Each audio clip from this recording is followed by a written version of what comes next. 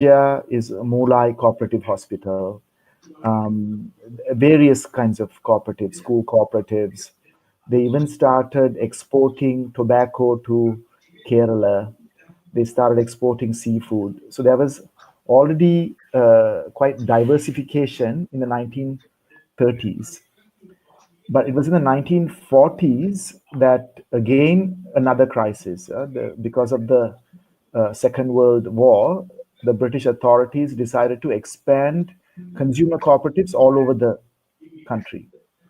And I think about 5,000 consumer cooperatives were started all over the country within a couple years. Um, and then, of course, in the 1950s, with import substitution under Bandar Nayakas, then cooperatives were used as a rural development arm of the state. And then again, in terms of the north, again another crisis with the civil war, where rations, humanitarian supplies were again distributed in the north through the cooperatives. So, on the one hand, the history of the cooperative movement in Sri Lanka and the north has been one of the state using the cooperative movement during these times of crises. And so I say that because in one way, we are again in this huge moment of crisis, and suddenly you would have seen there have been a lot of talk about cooperatives again. And even in the north, at the current moment, people are again interested in the cooperatives because during the curfew and so on, cooperatives are the ones who distribute essential supplies of goods. And but so there is that kind of a history of how the cooperatives work with the state. And we'll keep that aside because I think there are many limitations in looking at the cooperative movement only as a kind of a distribution system. I want to step back and look at the structure of cooperatives now, particularly in the north. I don't know too much about what's happening to the cooperatives outside the northern province, but in the north, we have a fairly good sense. And as I mentioned, there are about 1,200 active cooperative societies. So in every sector, in fisheries, almost every village has a cooperative society.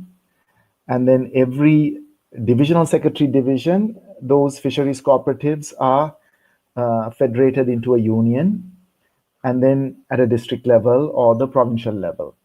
Similarly, with livestock cooperatives, dairy cooperatives.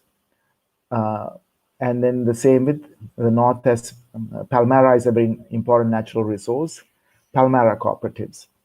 Similarly, at the village level, there are thrift and credit cooperative societies, which are small credit cooperative societies, revolving funds. But the big structure, which actually was started in the 1960s, which I think it was a model used all over the country, are the multi-purpose cooperative societies. And on the average, there is one multi-purpose cooperative society per divisional secretary area. And each of those multi-purpose cooperative societies, at their peak in the 1970s, some of them had 30, 40 cooperative stores attached to them.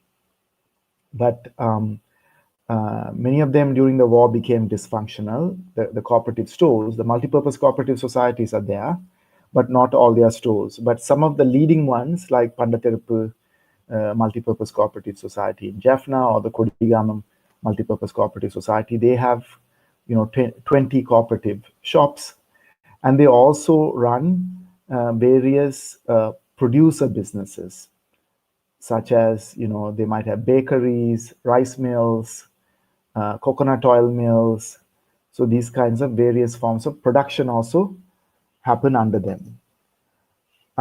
So these 1,200 cooperative societies that are still active, I think about 2,000 registered cooperative societies, of which 1,200 that are active. They are spread out all over the north. So it's a vast infrastructure of cooperatives. But we can broadly uh, kind of divide them into 4 types of cooperatives. One are the consumer cooperatives. These are the cooperative shops where people go and buy their day-to-day goods. Then there are the credit cooperatives. So as I mentioned, there are thrift and credit cooperative societies. There are also cooperative rural banks where people can go and deposit their money, take their loans. In the past, people even used to get their pension payments, all that sent through the cooperative rural banks. Now, mainly rural people use it to take small loans and to make small savings. So every MPCS will have at least one cooperative rural bank. Some of them have a few branches where there are even no commercial or state banks. So the second thing is the credit cooperatives. The third thing are the producer cooperatives. Here, they actually produce things. So they might have do some amount of value addition, small kind of industries. These kinds of work is also done through the producer cooperatives. The fourth is service cooperatives, as I mentioned, like the Molai Hospital. Now I know some cooperatives even run a small bus service in the rural area even today, like in Nadangani, in Vavuniya North, or they might run a canteen. So there are also service cooperatives. Now with this current COVID crisis, there's been a lot of attention on the consumer cooperatives because, how do you get everything from rice to all the other essential goods to remote areas at a decent price, because it won't make sense for a private actor to go all the way into a village under all these restrictions and try to sell a few things, whereas the cooperatives are there. So a lot of emphasis now is on this consumer cooperatives. But my view is that in the long run, if the cooperative movement is to be successful, it's the interaction between the various kinds of cooperatives that is important. So what I mean by that is, if a credit cooperative can give loans to, say, fishermen to go and fish, then the fisheries cooperative purchases that fish. Maybe they process it, or they make some kind of, or they make dry fish. And then that dried fish is sold through the cooperative shops in the MPCS. So then that becomes a full circuit. Or similarly, now over the last 2 years, there's been about 8 coconut and gingerly oil producing factories that have been developed in the north. So the MPCS will then can purchase the coconuts from their members. They can process it into coconut oil, and then they can distribute it to the various cooperative shops. And again, consumers purchase coconut oil at a much cheaper price than if they buy it in the private shops. So that kind of a circuit between credit cooperatives, which will fund, also then you need credit cooperatives to fund the producer cooperatives because they need working capital or they might need investment. So this apex body, the Northern Cooperative Development Bank that I mentioned, that's the kind of work we do, kind of look at the long-term possibilities for production in particular. So that kind of interaction by which production, the credit needed for production, and the consumer side is all connected. Now, ideally, what we would like to see is not only this circuit within the Northern Province, but also to be able to link up with the cooperative movement in other provinces and to trade between the cooperatives. Because the cooperatives are heavily regulated by the Cooperative Commission, they only sell at the regulated prices also. So the people also get goods at a much cheaper price. The manager cannot just decide he's going to raise the price. That's what happens at the rural level. So now with this kind of crisis, as the economy is shifting more towards the national economy, local economy, regional economy. I think that is what there's been a lot of discussion now. We can't export as much and we can't pay for our imports into Sri Lanka. The big question is what is going to happen then in the local or the regional economy? Because if the cooperative movement doesn't step in, the same kind of exploitation can also happen by the Right. local traders. And so that's also it's very important that even as the economy is changing towards the local, that at the local level, people have ownership of it. Otherwise, even as the economy shifts to the local, there can be exploitation. So that's something can happen at different levels. And I'll give you a few examples of how we can, hopefully the cooperative movement can play a role there. Now, all of you know that after the war in the north, and I think all over the country, there's been a huge indebtedness crisis where finance companies came and started these microfinance schemes at huge interest rates. On the when we calculated the annual interest rates, it was between 40% and going up to 240%. They were giving day loans. In other words, the loan is paid on a everyday installment, 60-day loans, which the interest rates were like 220 to 240%. What we were able to do was to use this huge infrastructure of credit cooperatives, about 500 active thrift and credit cooperative societies in the northern province, and about 100 cooperative rural banks. And within a year and a half, we were able to distribute 30,000 small loans. And our message was, don't go to the microfinance companies. If you are in an emergency, you come to the cooperative movement. And 30,000 loans is quite significant because the population of the northern province is 270,000 households. Population is 1.1 million, but there are about 270,000 households.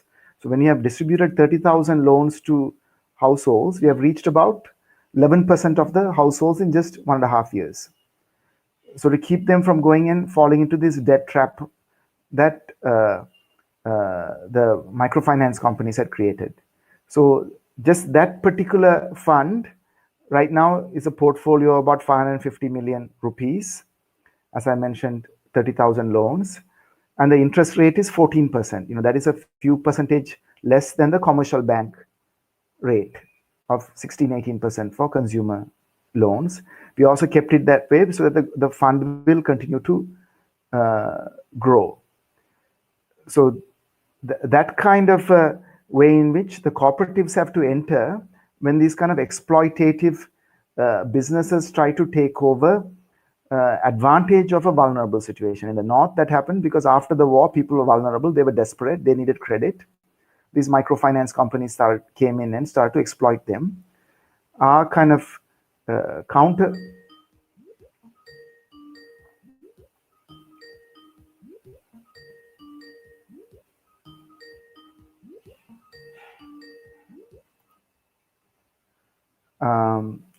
So sorry about that. I think there was some other Skype call coming in.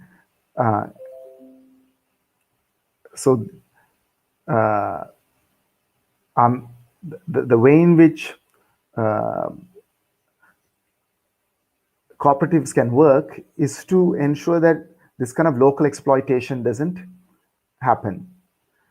Another possibility is that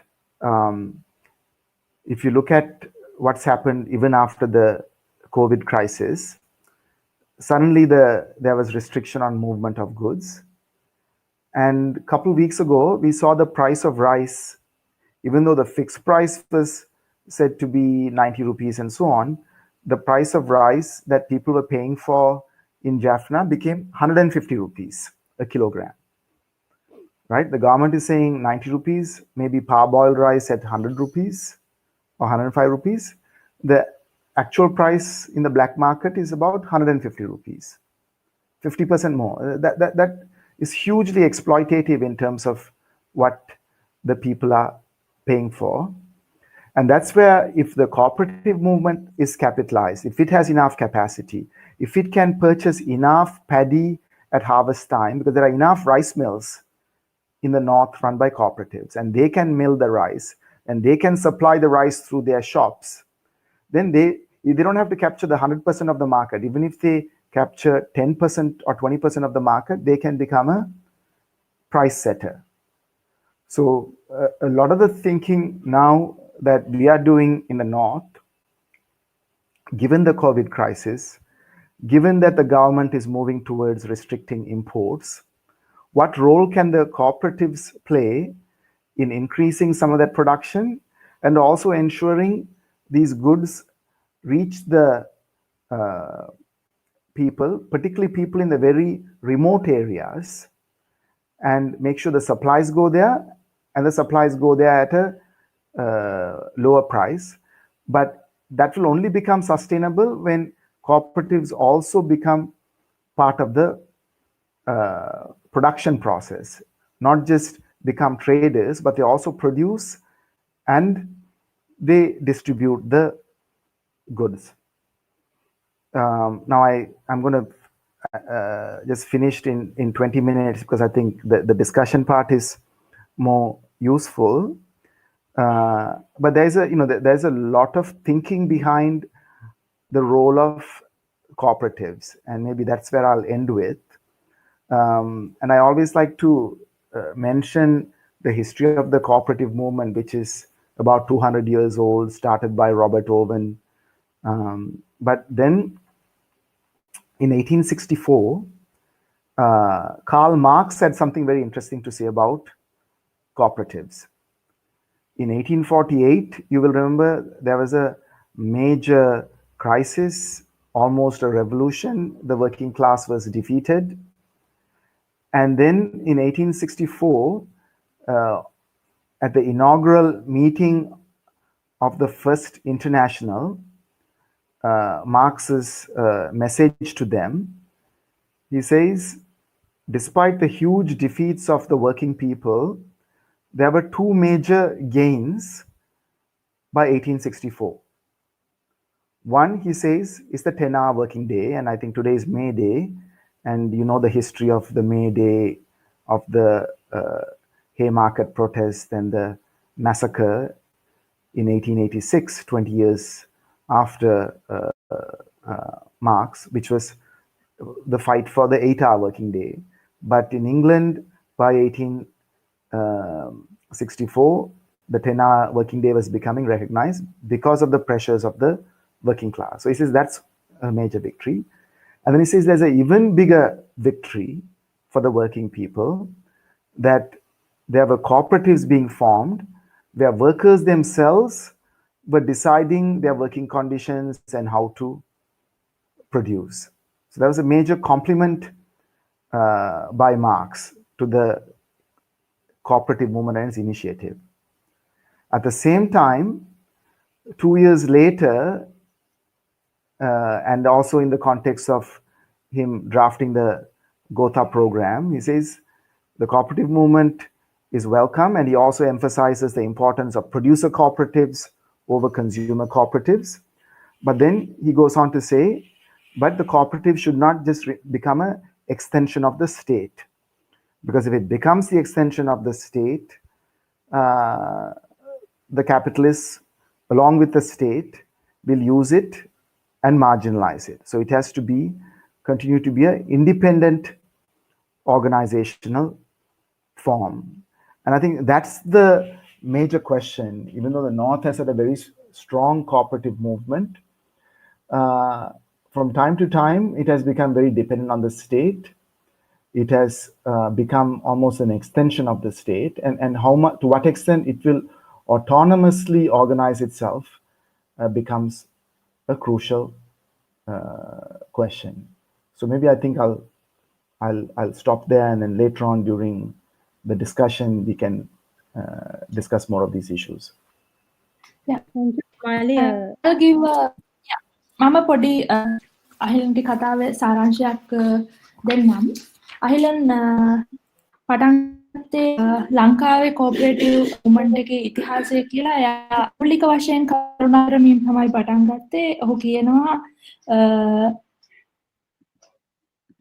සමුපකාර ඒ ව්‍යාපාරයේ ඉතිහාසය අර්බුදයන් කියනවත් කිට්ටුවෙන් බැඳලා තියෙනවා.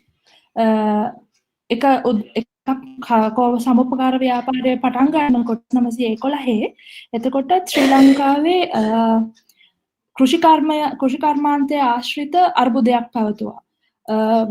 ගොවියන් අතර තිබූ ණයගති භාවය නිසා කෘෂි නිෂ්පාදනවල අඩුවක් පහළ යාමක් බ්‍රිතාන්‍ය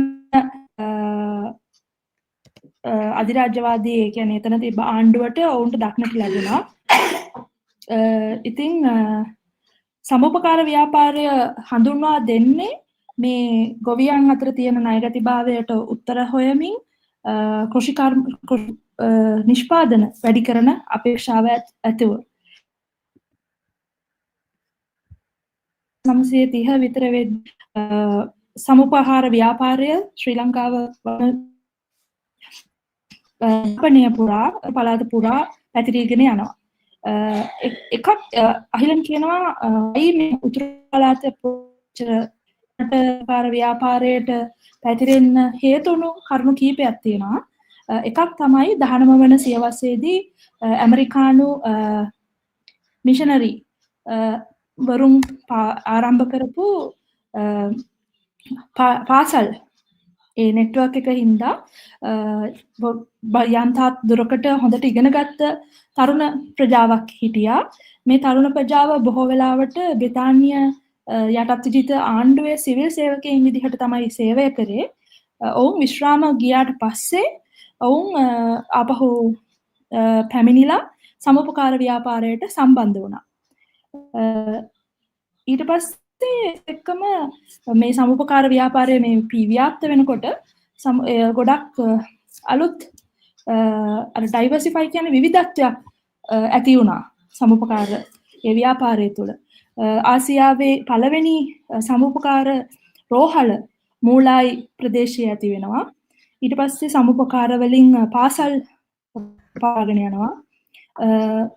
සමුපකාර මුල් වෙලා අපනයන ක්‍රියාවලීන් වල යෙදෙනවා.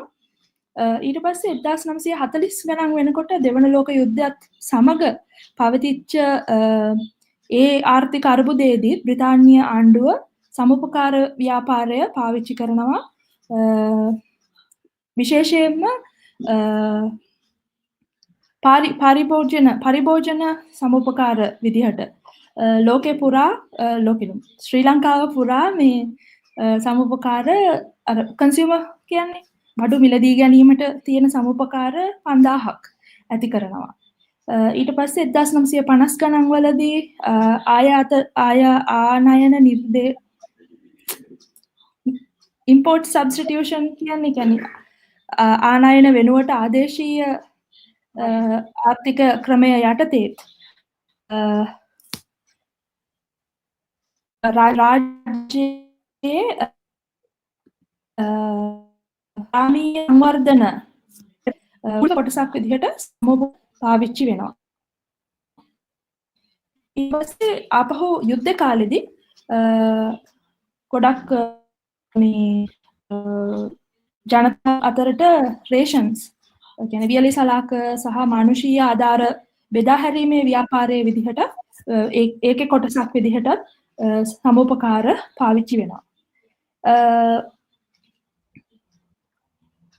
මේ විදිහට තමයි අර අර්බුද අවස්ථාවන් වලදී රාජ්‍ය කොහොමද සමුපකාර බෙදා මේ තමන්ගේ අර්බුදයට මිනිසුන්ට මානුෂීය විදිහට උදව් කරන්න හරි ආධාර බෙදා හැරීමේ ක්‍රියාවලියට සම්බන්ධ කරගත්තේ. ඉතින් මේ ඉතිහාසය දිහා බලනකොට මේ අපිට ගොඩක් වෙලාවට පේන්නේ මේ සමුපකාර යම් කිසි දේවල් බෙදා හැරීමේ ව්‍යාපාරයක විදිහට පාවිච්චි. හැබැයි සමුපකාර ව්‍යාපාරය ගැන අපිට අදහසක් ගන්නකොට මේ බෙදා හැරීම ඩිස්ට්‍රිබියුෂනල් මෙකැනිසම් එකක් විතරක් විදිහට සමුපකාර ගැන අපි අදහසක් ඇති බොහොම මේ අදහසක් තමයි අපිට සම්ප්‍රපකාර ගැන ඇති වෙන්නේ. ඉතින් දැන් අහිලන් උතුරු පළාතේ සම්ප්‍රපකාර ව්‍යාපාරයේ තියෙන අදහස ඒක සැකිල්ලක් විදිහට අපිට හඳුන්වලා දුන්නා. ඔය කියනවා උතුරු පළාතේ තියනවලු 1200 සක්‍රීය සම්ප්‍රපකාර. ඒවා නිෂ්පන් සම්ප්‍රපකාර හැටිනවා. ඒ කියන්නේ දීවර කිරි නිෂ්පාදන පැල්මයි තාලිපාශ්‍රිතව මේ වගේ මුළු උතුරු පළාත පුරාම පැතිරිච්ච සමුපකාර නෙට්වර්ක් එකක් එහි තියෙනවා. ගම් මුක්ටන් ක්‍රෙඩිට් ඒ කියන්නේ ඉතුරුම් සහ සකසුරුවම් සමුපකාර වෙනවා. ඒ තියෙනවා මේ බහුකාර්ය මල්ටිපර්පස් කෝපරේටිව්ස් කියන්නේ මොකක්ද ඒකට කියන්නේ? ඒ මල්ටිපර්පස් කෝපරේටිව්ස් කියන ඒවා තියනවලු එක ප්‍රාදේශීය ලේකම් කාර්යාලය විවිධ සේවා සම්ප්‍රදාය විවිධ සේවා සම්ප්‍රදාය ප්‍රාදේශීය ලේකම් කාර්යාලය එකකට එක බැගින් වගේ තියනවලු. ඊට පස්සේ මේ සම්ප්‍රපකාර ව්‍යාපාරයේ හොඳම කාලේ 1970 විතර වෙනකොට මේ විවිධ සේවා සම්ප්‍රපකාර යටතේ ගම්වල තිබ්බලු මේ එකකට සම්බන්ධව තිබ්බලු කෝපරේටිව් ස්ටෝර් සම්ප්‍රපකාර කඩ 30ක් 40ක් විතර. හැබැයි යුද්ධෙන් පස්සේ ගොඩක් ඒවා දැන් එහෙම තත්ත්වයක් මේ අතර තුරේ දැනට සම්ප්‍රපකාර පටන් අරන් තියනවලු නිෂ්පාදන ක්‍රියාවලීන් වල යෙදෙන්න. සමහර සම්ප්‍රපකාර බේකරි පවත්වාගෙන යනවලු, සමහර වී මෝල් පවත්වාගෙන යනවලු. සහ පොල් ආශ්‍රිත නිෂ්පාදන කරන ඒවා පවත්වාගෙන යනවලු. එතකොට සම්ප්‍රපකාරයේ විවිධත්වය දිහා බලපුවම කාණ්ඩ 4ක් හඳුනා ගන්න පුළුවන් කියලා හිලන් කියනවා. එකක් තමයි පාරිභෝගික සම්ප්‍රපකාර සමිති. අනිත් එක තමයි ක්‍රෙඩිට් කෝපරේටිව්ස්. ඒ කියන්නේ ණය සහ මුදල් ඉතුරු කිරීම සම්බන්ධ සම්ප්‍රපකාර සමිතිය. මේවත් එක්ක බැඳිලා තියෙනවලු කෝපරේටිව් රූරල් බැංක්ස්. සම්ප්‍රපකාර ග්‍රාමීය බැංකු බැඳිලා තියෙනවලු. ඊට පස්සේ ප්‍රොඩියුසර් කෝපරේටිව්ස් මම අර කිව්වා වගේ මේ බේකරි, බී මෝල්, කුඩා කර්මාන්ත සහ මේ කුඩා මට්ටමේ අගය එකතු කිරීම කරන නිෂ්පාදන ක්‍රියාවලින් යෙදෙන සම්ප්‍රපකාර. අනිත් සර්විස් ඔපරේටිව්ස් අර කලින් කිව්වේ මූල් සම්ප්‍රපකාර රෝග නැදුම් කර්ණිවල තියනවලු පොඩි විදිහට බස් සේවා කැන්ටීන් සමුද්‍ර කරන කැන්ටීන් වගේ දේවල්. ඒ වගේ කාණ්ඩ 4ක් හඳුනා ගැනීමට පුළුවන් කියලා අහිලන් කියනවා. ඉතින් මේ කොවිඩ් වසංගතය ඇතුලේ සමුපකාර ගැන අලුත් අදහසක් ආපහු ඇති වෙලා තියෙනවා. ගොඩක් වෙලාවට ඒ අදහස කේන්ද්‍රීය වෙලා තියෙන්නේ ගොඩක් මේ පිටිසර පැතිවලට කොහොමද අත්‍යවශ්‍ය භාණ්ඩ අරන් යන මාධ්‍යයක් විදිහට තමයි සමුපකාර අදහස ඇති වෙලා තියෙන්නේ. කියන්නේ ගොඩක් පරිභෝජන ක්‍රියාවලියත් එක්ක සම්බන්ධ වෙලා. හැබැයි අහිල කියනවා එහෙම මේ විදිහ අදහස තුලින් විතරක් සමුපකාර ගැන දකින්න එක ඒකට බාධාවක්. ඒ නිසා අපි දකින්න ඕන අර මම කිව්වේ කාණ්ඩ 4ක් තුල ඒ චන්න මම වාට හිමීට කෝල් එකක් දෙන ඔන්ලයින් එකක් කරන ප්‍රෝග්‍රෑම් එකක්. මේ ඒ කාණ්ඩ 4 අන්තර් සම්බන්ධතා තිබ්බ තරමට තමයි සමුපකාර ක්‍රමය හොඳට වර්ධාගෙන යන්නේ කියලා. එක උදාහරණයක් ඔහු කියනවා අර ණය දෙන සමුපකාර සමිති වලට පුළුවන් නම් දීවර ජනතාවට ණය දෙන්න. එතකොට ඒ දීවර ජනතාවට ගිහිල්ලා ඒ දීවර සමුපකාර සමිති පුළුවන් ඒ මහලු අල්ලලා ඒවා කරවල කරලා ඒවා විවිධ සේවා සමුපකාර සමිතියේ විකුණන්න. ඒ විදිහ නෙට්වර්ක් එකක් හදාගන්න හැටි. ඒ වගේම දැනට උතුරේ පළාතේ තියනවලු පොල් සහ තල ආශ්‍රිත තල තෙල් සහ නිෂ්පාදනය කරන ෆැක්ටරි 8ක් විවිධ සේවා සම්ප්‍රපකාර සමිති සමග කිට්ටුවෙන් වැඩ කරනවා. ඔවුන් තවත් මේ අහිලන් ඉස්සරම පටන් ගන්නකොටම කිව්වා මේ සමෝපකාර පිළිබඳ අධ්‍යයනය කරලා තියෙනවා පහුගිය අවුරුදු 10 පුරාම. ඒ වගේම ඔහු ගිය අවුරුද්දේ 2018 ඉඳලා උතුරු පළාත් සමෝපකාර බැංකුවේ චෙයාමන් විදිහට කටයුතු කරනවා කියලා. මේ අලුත් ඒ ආයතනය උතුරු පළාත් සමෝපකාර ඒ බැංකුව මගින් කරන්නේ ගොඩක් අර විවිධ සේන සමෝපකාර ක්‍රම අන්තර්ගතතා වැඩි කරන ක්‍රම ගැන හිතන එක. ඒ ගැන වැඩ කරන කියලා. ඒ වගේ අන්තර්ගත කරගන්න වගේම ආදී අනිත් වල තියෙන සමෝපකාර සමගත් සම්බන්ධ නගා ගනිමින් වෙනද කටයුතු කරනවා කියුවා.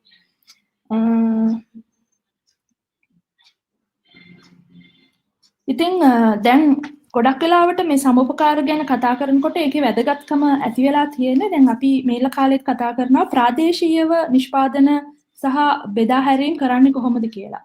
එතකොට දැන් අපි ඒ වගේ ප්‍රාදේශීය ගැන කතා කරන්නේ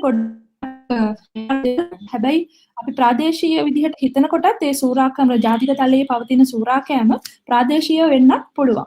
ඉතින් සමෝපකාර ක්‍රමය කොහොමද යොදාගන්නේ මේ ප්‍රාදේශීයව ඒ සිදුවන සූරා කැනීම් මේ මිනිසුන්ට අධික මිලකට ඒ කියන්නේ මිනිසුන්ට සරිලන මිලකට තමන්ට බඩු ලබා ගැනීමට මිලදී ගැනීමට මෙන්ම තමන්ගේ සාධාරණ මිලකට තමන්ගේ බඩු නිෂ්පාදන විකුණා ගැනීමට තියෙන අවකාශයක් වැඩි කරගන්න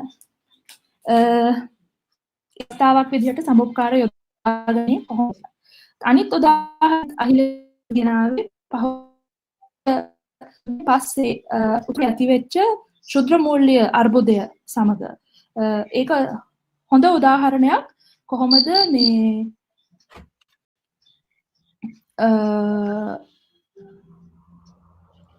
කොහොමද මේ ව්‍යාපාරිකයින් අවස්ථාවෙන් ප්‍රයෝජනයට අරගෙන ඊටාම මේ වල්නරබල් සමාජ කොටස් වලින් වාසි ලබා ගැනීමට ඒ තියෙන අර්බුද අවස්ථාව පාවිච්චි කරන්නේ කියන එක. සමෝපකාර පද්ධතියට උතුරේ තිබ්බ සමෝපකාර පද්ධතියට මේකට මුහුණ දෙන්න එක විසඳුමක් විදිහට ඔවුන් අර කියපු TC සකසරුවම් ඉතුරු කිරීම සකසරුවම් ඒ සමෝපකාර සහ කෝපරේටිව් බැංක්ස් පාවිච්චි කරලා අහිලන් කියන ඔවුන් මේ වෙනකොට කුඩා ණය 30000ක් විතර දීලා තියෙනවලු. උතුරේ තියෙනවලු උතුරේ ඉන්න ගෘහයන් 2,70,000ක් විතර. ඒ විදිහට බලපුවම ඒ ඉන්න නිවස් 111කට 111ක විතර ණය දෙන්න හැකියාවක් තියෙනවා. ඒ අවුරුදු හමාර තුල. ඒ නිසා හදිසි මුදල් අවශ්‍යතාවයන් වලට සමෝපක මේ ශුද්‍ර මූල්‍ය කොම්පැනි වලට මිනිස්සු නොයා සමෝපකාර ක්‍රමයට මිනිස්සු ගන්න ඔවුන්ට හැකියාව ලැබිලා.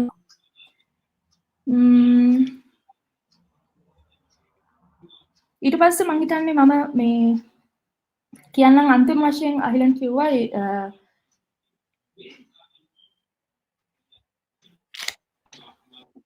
මේ ඉතින් මේ මෙච්චර වෙලා කිව්වේ මේ සමෝපකාර ක්‍රමය ගැන තියෙන බොහොම ඒකේ පිටිපස්සේ තියෙන චින්තනය මොනවද කියලා.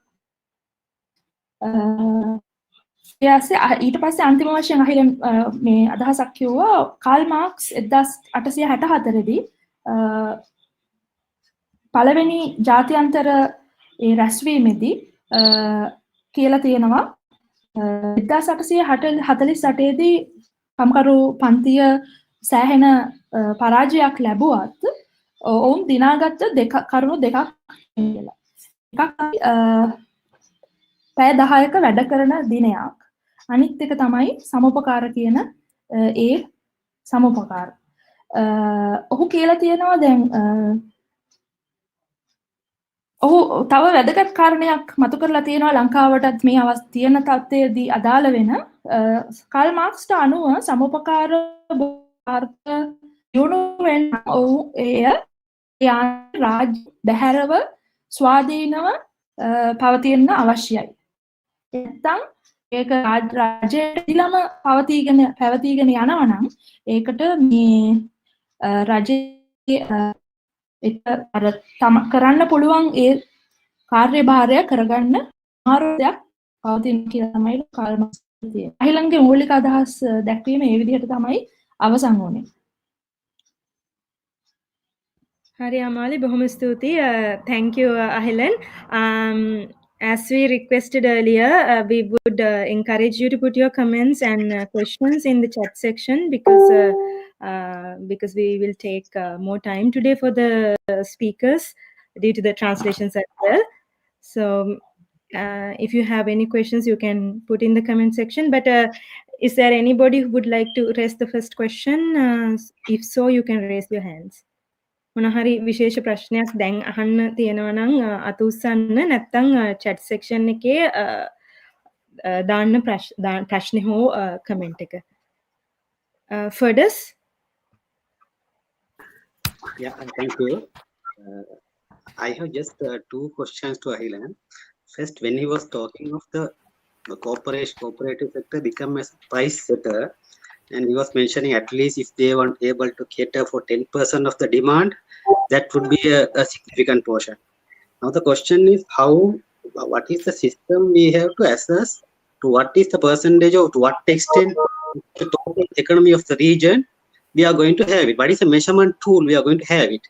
Because a cooperative sector, do they have, because it's important to have a price setting, and to how to measure this, we were really catering for at least a significant percentage what is required.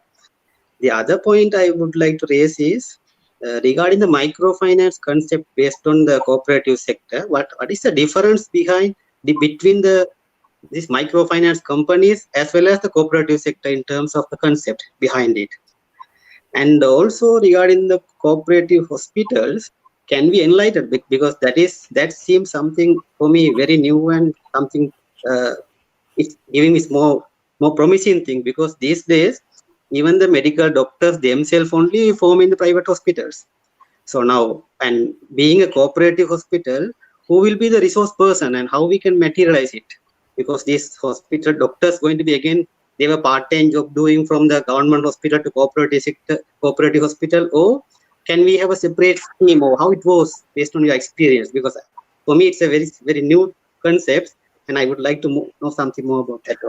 Thank you, Fergus, and we'll go for two more questions. Geetika saha Upul අත උස්සලා තියෙනවා. Geetika ඔයා කතා කරන්න ඊට පස්සේ උපුල් අපි ඊට පස්සේ අහිලන්ගේ උත්තරයට යමු. තව ප්‍රශ්න තියෙනවා නම් comment section එකේ දාන්න. YouTube එකේ ඉන්න අයටත් පුළුවන් comment section එකේ දාන්න. අපි ඊට පස්සේ බලමු ඊළඟ speaker ට යන්න. Geetika? Hi. No, hi Ahilan. See, no, I want to ask you like how people are like with this condition. Is it really helpful? Like, you know, can you talk about like what's happening now? Do they actually help in the like this cooperatives are really helpful for the people now? You know, the other parts of the country that I like, you know, as far as I know, that they are not that active. Since I know in Jaffna for sure that it's active, and like, yeah, how is it helpful? Like, what's the condition now in this situation? Thank you, Geetika. Upul? Upul වගේ mic එක mute වෙලා තියෙනවා. Hi, hello. Anani? Hi, Aileen.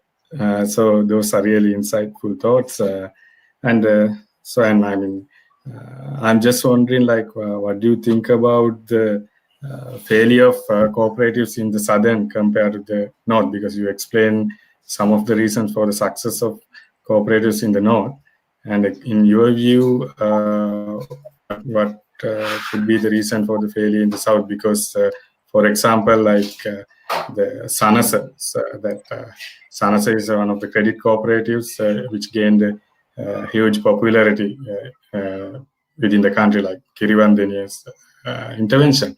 So, but nowadays it seems that it has failed, or people are not much interested on it. So I would like to know your thoughts on the failure of cooperative system in the southern compared to the north. So thank you. Thank you, Upul. Yes, Ahilan, you can answer. Yeah, so maybe I'll combine some of these questions. What I meant by the price setter is that, ideally we would want the cooperatives to capture the entire market, right? But that's going to take a long time, and there's a lot of competition. But what we have found now, I mentioned that rural credit program that we're doing with the cooperatives.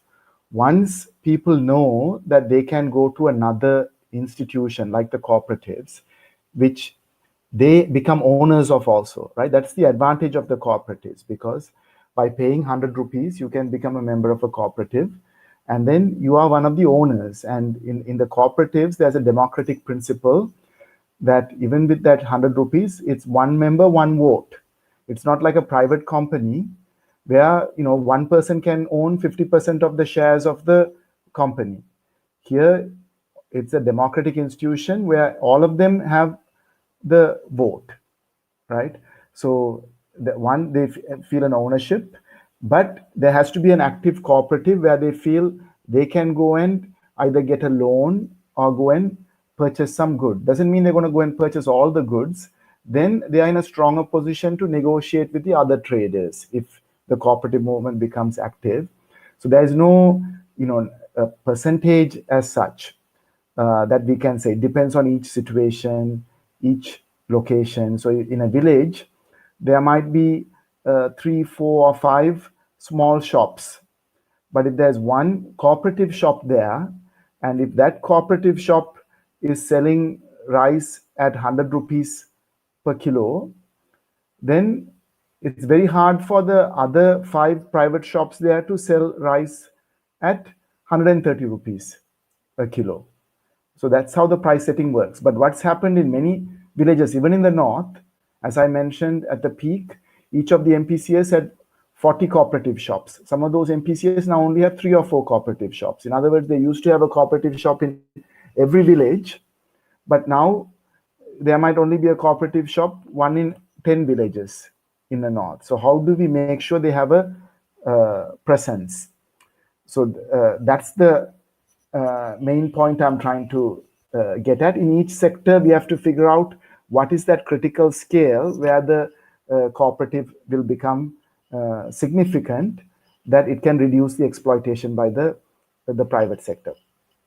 On the microfinance question, the big difference is, even though some people will argue 14% is still high. That was the interest rate used by collectively decided by the cooperative movement. We said we have to set the same interest rate for this particular scheme. There are other cooperative schemes where they're also giving loans at 4% interest rates. For example, war widows and so on, and very vulnerable people, they give 4% interest rate loans through some cooperative schemes. Agricultural loans, they give at 8%. But even if 14% is slightly higher, any income that is made goes back to the community. Whereas when a microfinance company, a finance company comes and runs their business, they are basically exploiting the people. Often, even the big established microfinance companies, commercial credit, LOLC, if you calculated their interest rates in 2017-18, the annualized interest rates were somewhere between 50 to 70%. All that exploitation is taken out of the community as profits of their shareholders, whereas any accumulation that happens through the cooperative movement is reinvested in the community, and the community owns that. So that is the big difference. Now, the question about cooperative hospitals in the north, particularly only in Jaffna, there were 2 cooperative hospitals. Mula is the famous cooperative hospital. Even my brother was born in that cooperative hospital. So it has a very, a lot of people were attached to it. It started in the mid 1930s, 1960s, 70s. A lot of people would go there because there were doctors who volunteered there, retired doctors, very committed doctors who worked there. And Mula is a very a backward region in Jaffna. So there weren't any hospitals. People didn't have transport in those days. So it served a very huge purpose. Another cooperative hospital is the Telipala cooperative hospital. That's also in Jaffna. Now the question is, what is the role of cooperative hospitals once you have extensive free health care? My view is that really we should push the state to provide, just like free education, complete free healthcare. This kind of private clinics and so on have really corrupted our medical institutions, right? So cooperatives now have to think what they can do. First of all, we should demand free healthcare from the state, and then we should think about what is the role of the cooperative hospitals. And there's been some discussions about it within the cooperative hospital.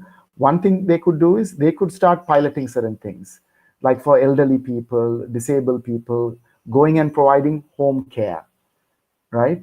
There's no point in cooperative hospital replicating what the state cooperative system is going to do. At that time, when it started in the 1930s, 40s, and so on, we didn't have an extensive free healthcare system. So there was a need for that. Now they have to find their new role and figure out what services they are going to provide. And after the war, only now the cooperative, even the Mulai Cooperative Hospital was heavily bombed. So only now they're starting to rebuild that cooperative hospital, which direction their board will decide to take their members and so on is to be seen. In the kind of current situation, Geetika's question about what the cooperatives are doing, actually a lot of people are going back to the cooperatives. Suddenly cooperatives are being talked about all over the north, because with the curfew, when essential supplies are not moving, people are going to the cooperative shops. Also some of the government schemes and also some charitable organizations, when they give dry rations, they will ask the cooperatives, okay, you make 1,000 packets, each packet 2,000 rupees, where you have 10 kilograms of rice, 5 kilograms of flour, 2 kilograms of sugar, and these kinds of parupu and so on, rations. And so they ask them to do that. So they pack it and then distribute it to the people. So that kind of work also cooperatives are doing. They are trying to get more supplies. So on the consumer side, suddenly there's been a lot of interest in the cooperatives, and even some of the shops that were closed, because suddenly now in many villages people are not getting things. New cooperative shops are also being opened through the Northern Cooperative Development Bank. We are even going to pilot a kind of a coupon system where a no interest, free of interest credit system for day wage laborers, that if they are desperate, they can go to the cooperative shop, register, and buy supplies for 2,000 rupees. And when they get their income, maybe 3 weeks later, 1 month later, they can pay that 2,000 rupees, and then they will qualify for 3,000 rupees to purchase goods on credit. So they're trying to also do something like that as a pilot, and to see if that would work. To Upul's question, I haven't studied the cooperative movement in the South. I know the history, up to the 1970s, but obviously the cooperative movement everywhere started to fail because we were dependent on the state. And with the open economy reforms and neoliberalism, the state decided to completely abandon the cooperatives, right? To give you a sense, the People's Bank was built with cooperative bank money. It was initially built, the People's Bank was initially built as a bank to fund the cooperatives. So all what I mentioned, the cooperative rural banks and so on, all of that was centralized into the People's Bank. And that's the danger of the state. In 1977, overnight, they changed the People's Bank into a commercial bank, right? So a lot of cooperative assets were also undermined like that with the open economy. And cooperatives have also have to be always very close to the people. I think the problem with Sanasa and so on, if they become very big and then they are not really controlled by the people, then they become a corporate entity. Now, if you look at not only Sanasa, you look at, Rabobank in the Netherlands, which is which is one of the biggest banks in the world. It's a cooperative bank.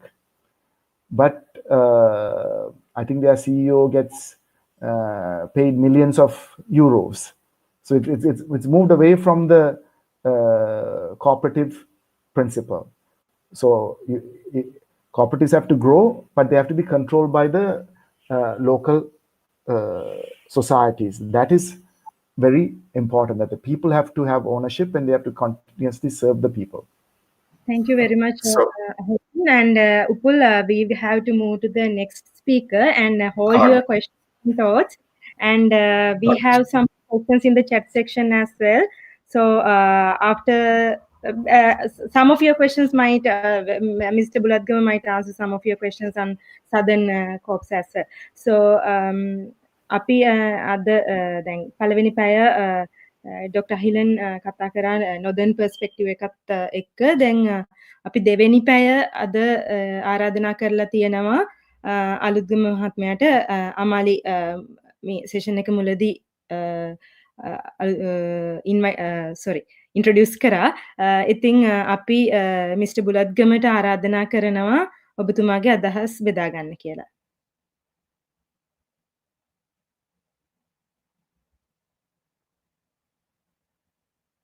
Kasun mister බුලත්ගම ඉන්නවද? මට හොයන්න බැහැ. සමහර විට mic එක mute වෙලා වෙන්නත් පුළුවන්.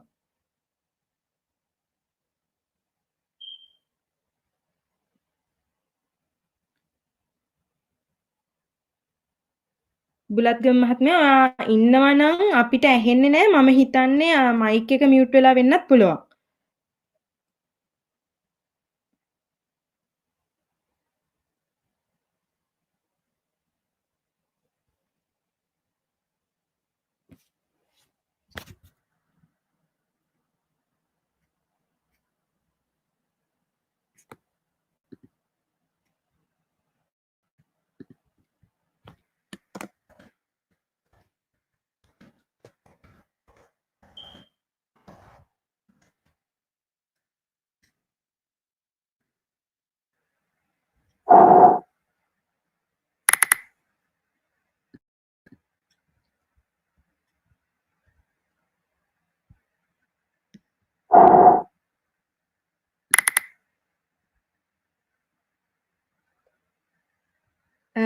බුලත්ගම මහත්මයා ඔයාගේ මයික් එක මියුට් වෙලා මම හිතන්නේ තියෙන්නේ. දැන් ඇහෙනවද? ඔව් දැන් ඇහෙනවා. right. අපිට වීඩියෝ එකත් බලන්න.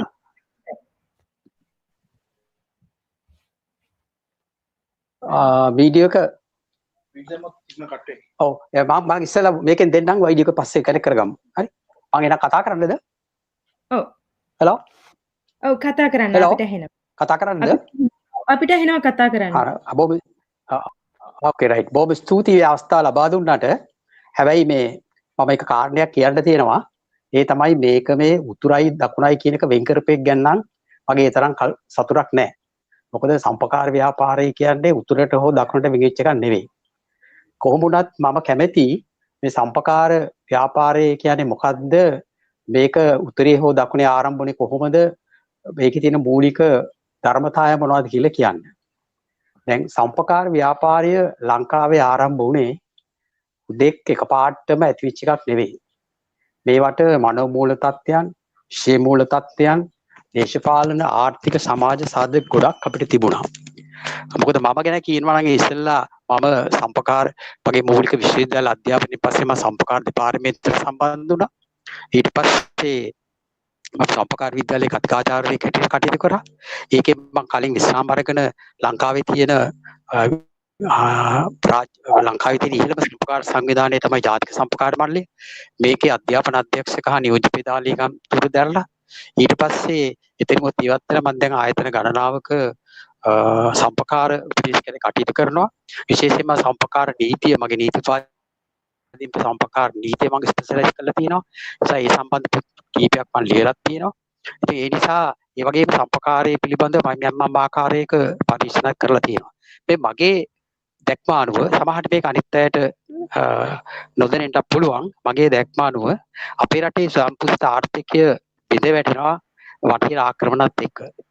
මේකේ උච්චතම අවස්ථාවේ ඉන්නේ 1918 උඩරට නැගිටීම. මේකෙන් තමයි ලංකාවේ තිබිච්ච ආර්ථික ක්‍රම විශේෂයෙන්ම බිඳ වැටුනේ කෘෂිකාර්මික ආර්ථික ක්‍රමය. මොකද මේ කැරැල්ල කියන වචනේ මම පොඩක් පාවිච්චි කරන්නේ නැහැ. මේ උඩරට නැගිටීමේදී මේක මැඩපවත්තන්ට කටයුතු කරපු ආකාරය තමයි අපේ රටේ දරිද්‍රතාවයේ ආරම්භ වීමට මූලික හේතුවක් හැටියට මම දකින්නේ. දරිද්‍රතාවය තිබුණා නැතුව නේ. නමුත් මේක එක්සලරේට් වෙන්න එහෙම නැත්නම් වේගවත් වෙන්න හේතුව.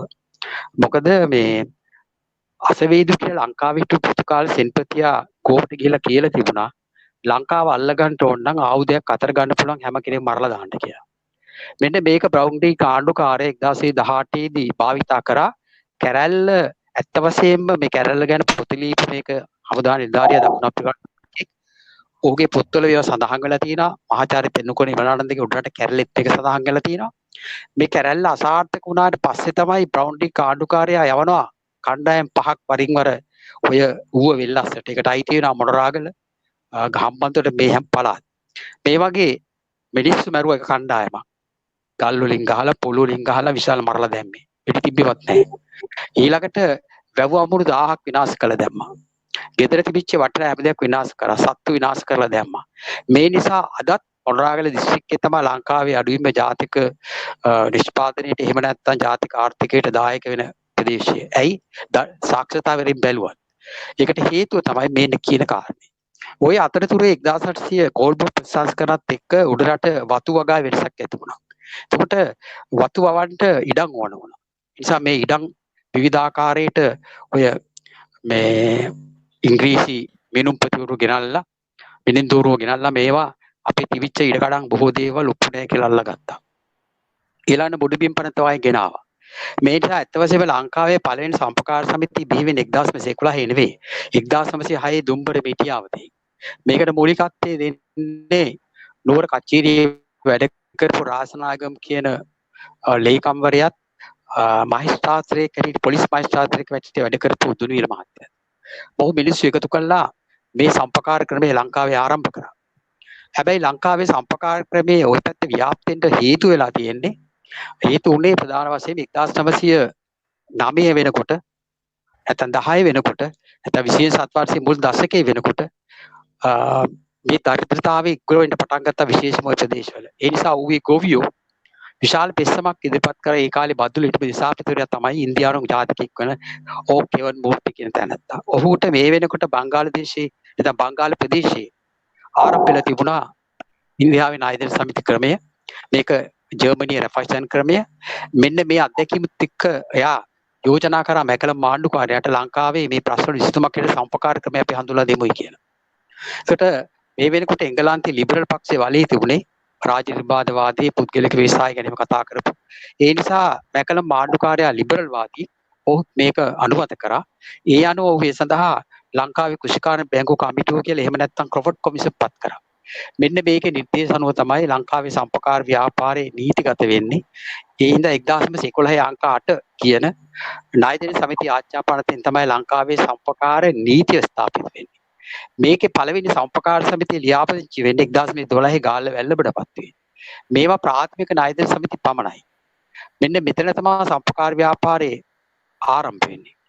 හැබැයි ඊළඟට 1921 සම්පකාර නීතිය වෙනස් කරලා ප්‍රාථමික සමිතිකාර සමිති පමණක් නෙවෙයි ද්විතීය සමිති පිහිටවන්නටත් ඒ වගේම අනිත් පැත්තෙන් වෙනත් වර්ගයේ සම්පකාර සමිති පිහිටවන්නටත් මේ නීතියෙන් ඉඩකඩ ලැබුණා. ඇත්ත වශයෙන්ම මම එකඟ වෙනවා මේකෙන් වැඩිම ප්‍රයෝජන ගත්තේ උතුරු ජනතාව. හේතුව උතුරේ තමයි ගොඩාක් සම්පකාර සමිති ආරම්භ වුණේ. දැන් උදාහරණයක් හැටියට කියනවා නම් මට දැන් කවුරුහරි මහජන බැංකුව ගැන කිව්වා.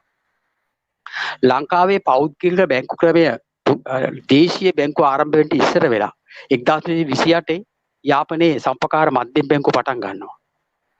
මේක තමයි ලංකාවේ අත් වශයෙන්ම දේශීය බැංකුව අපි දකින ආකාරයට.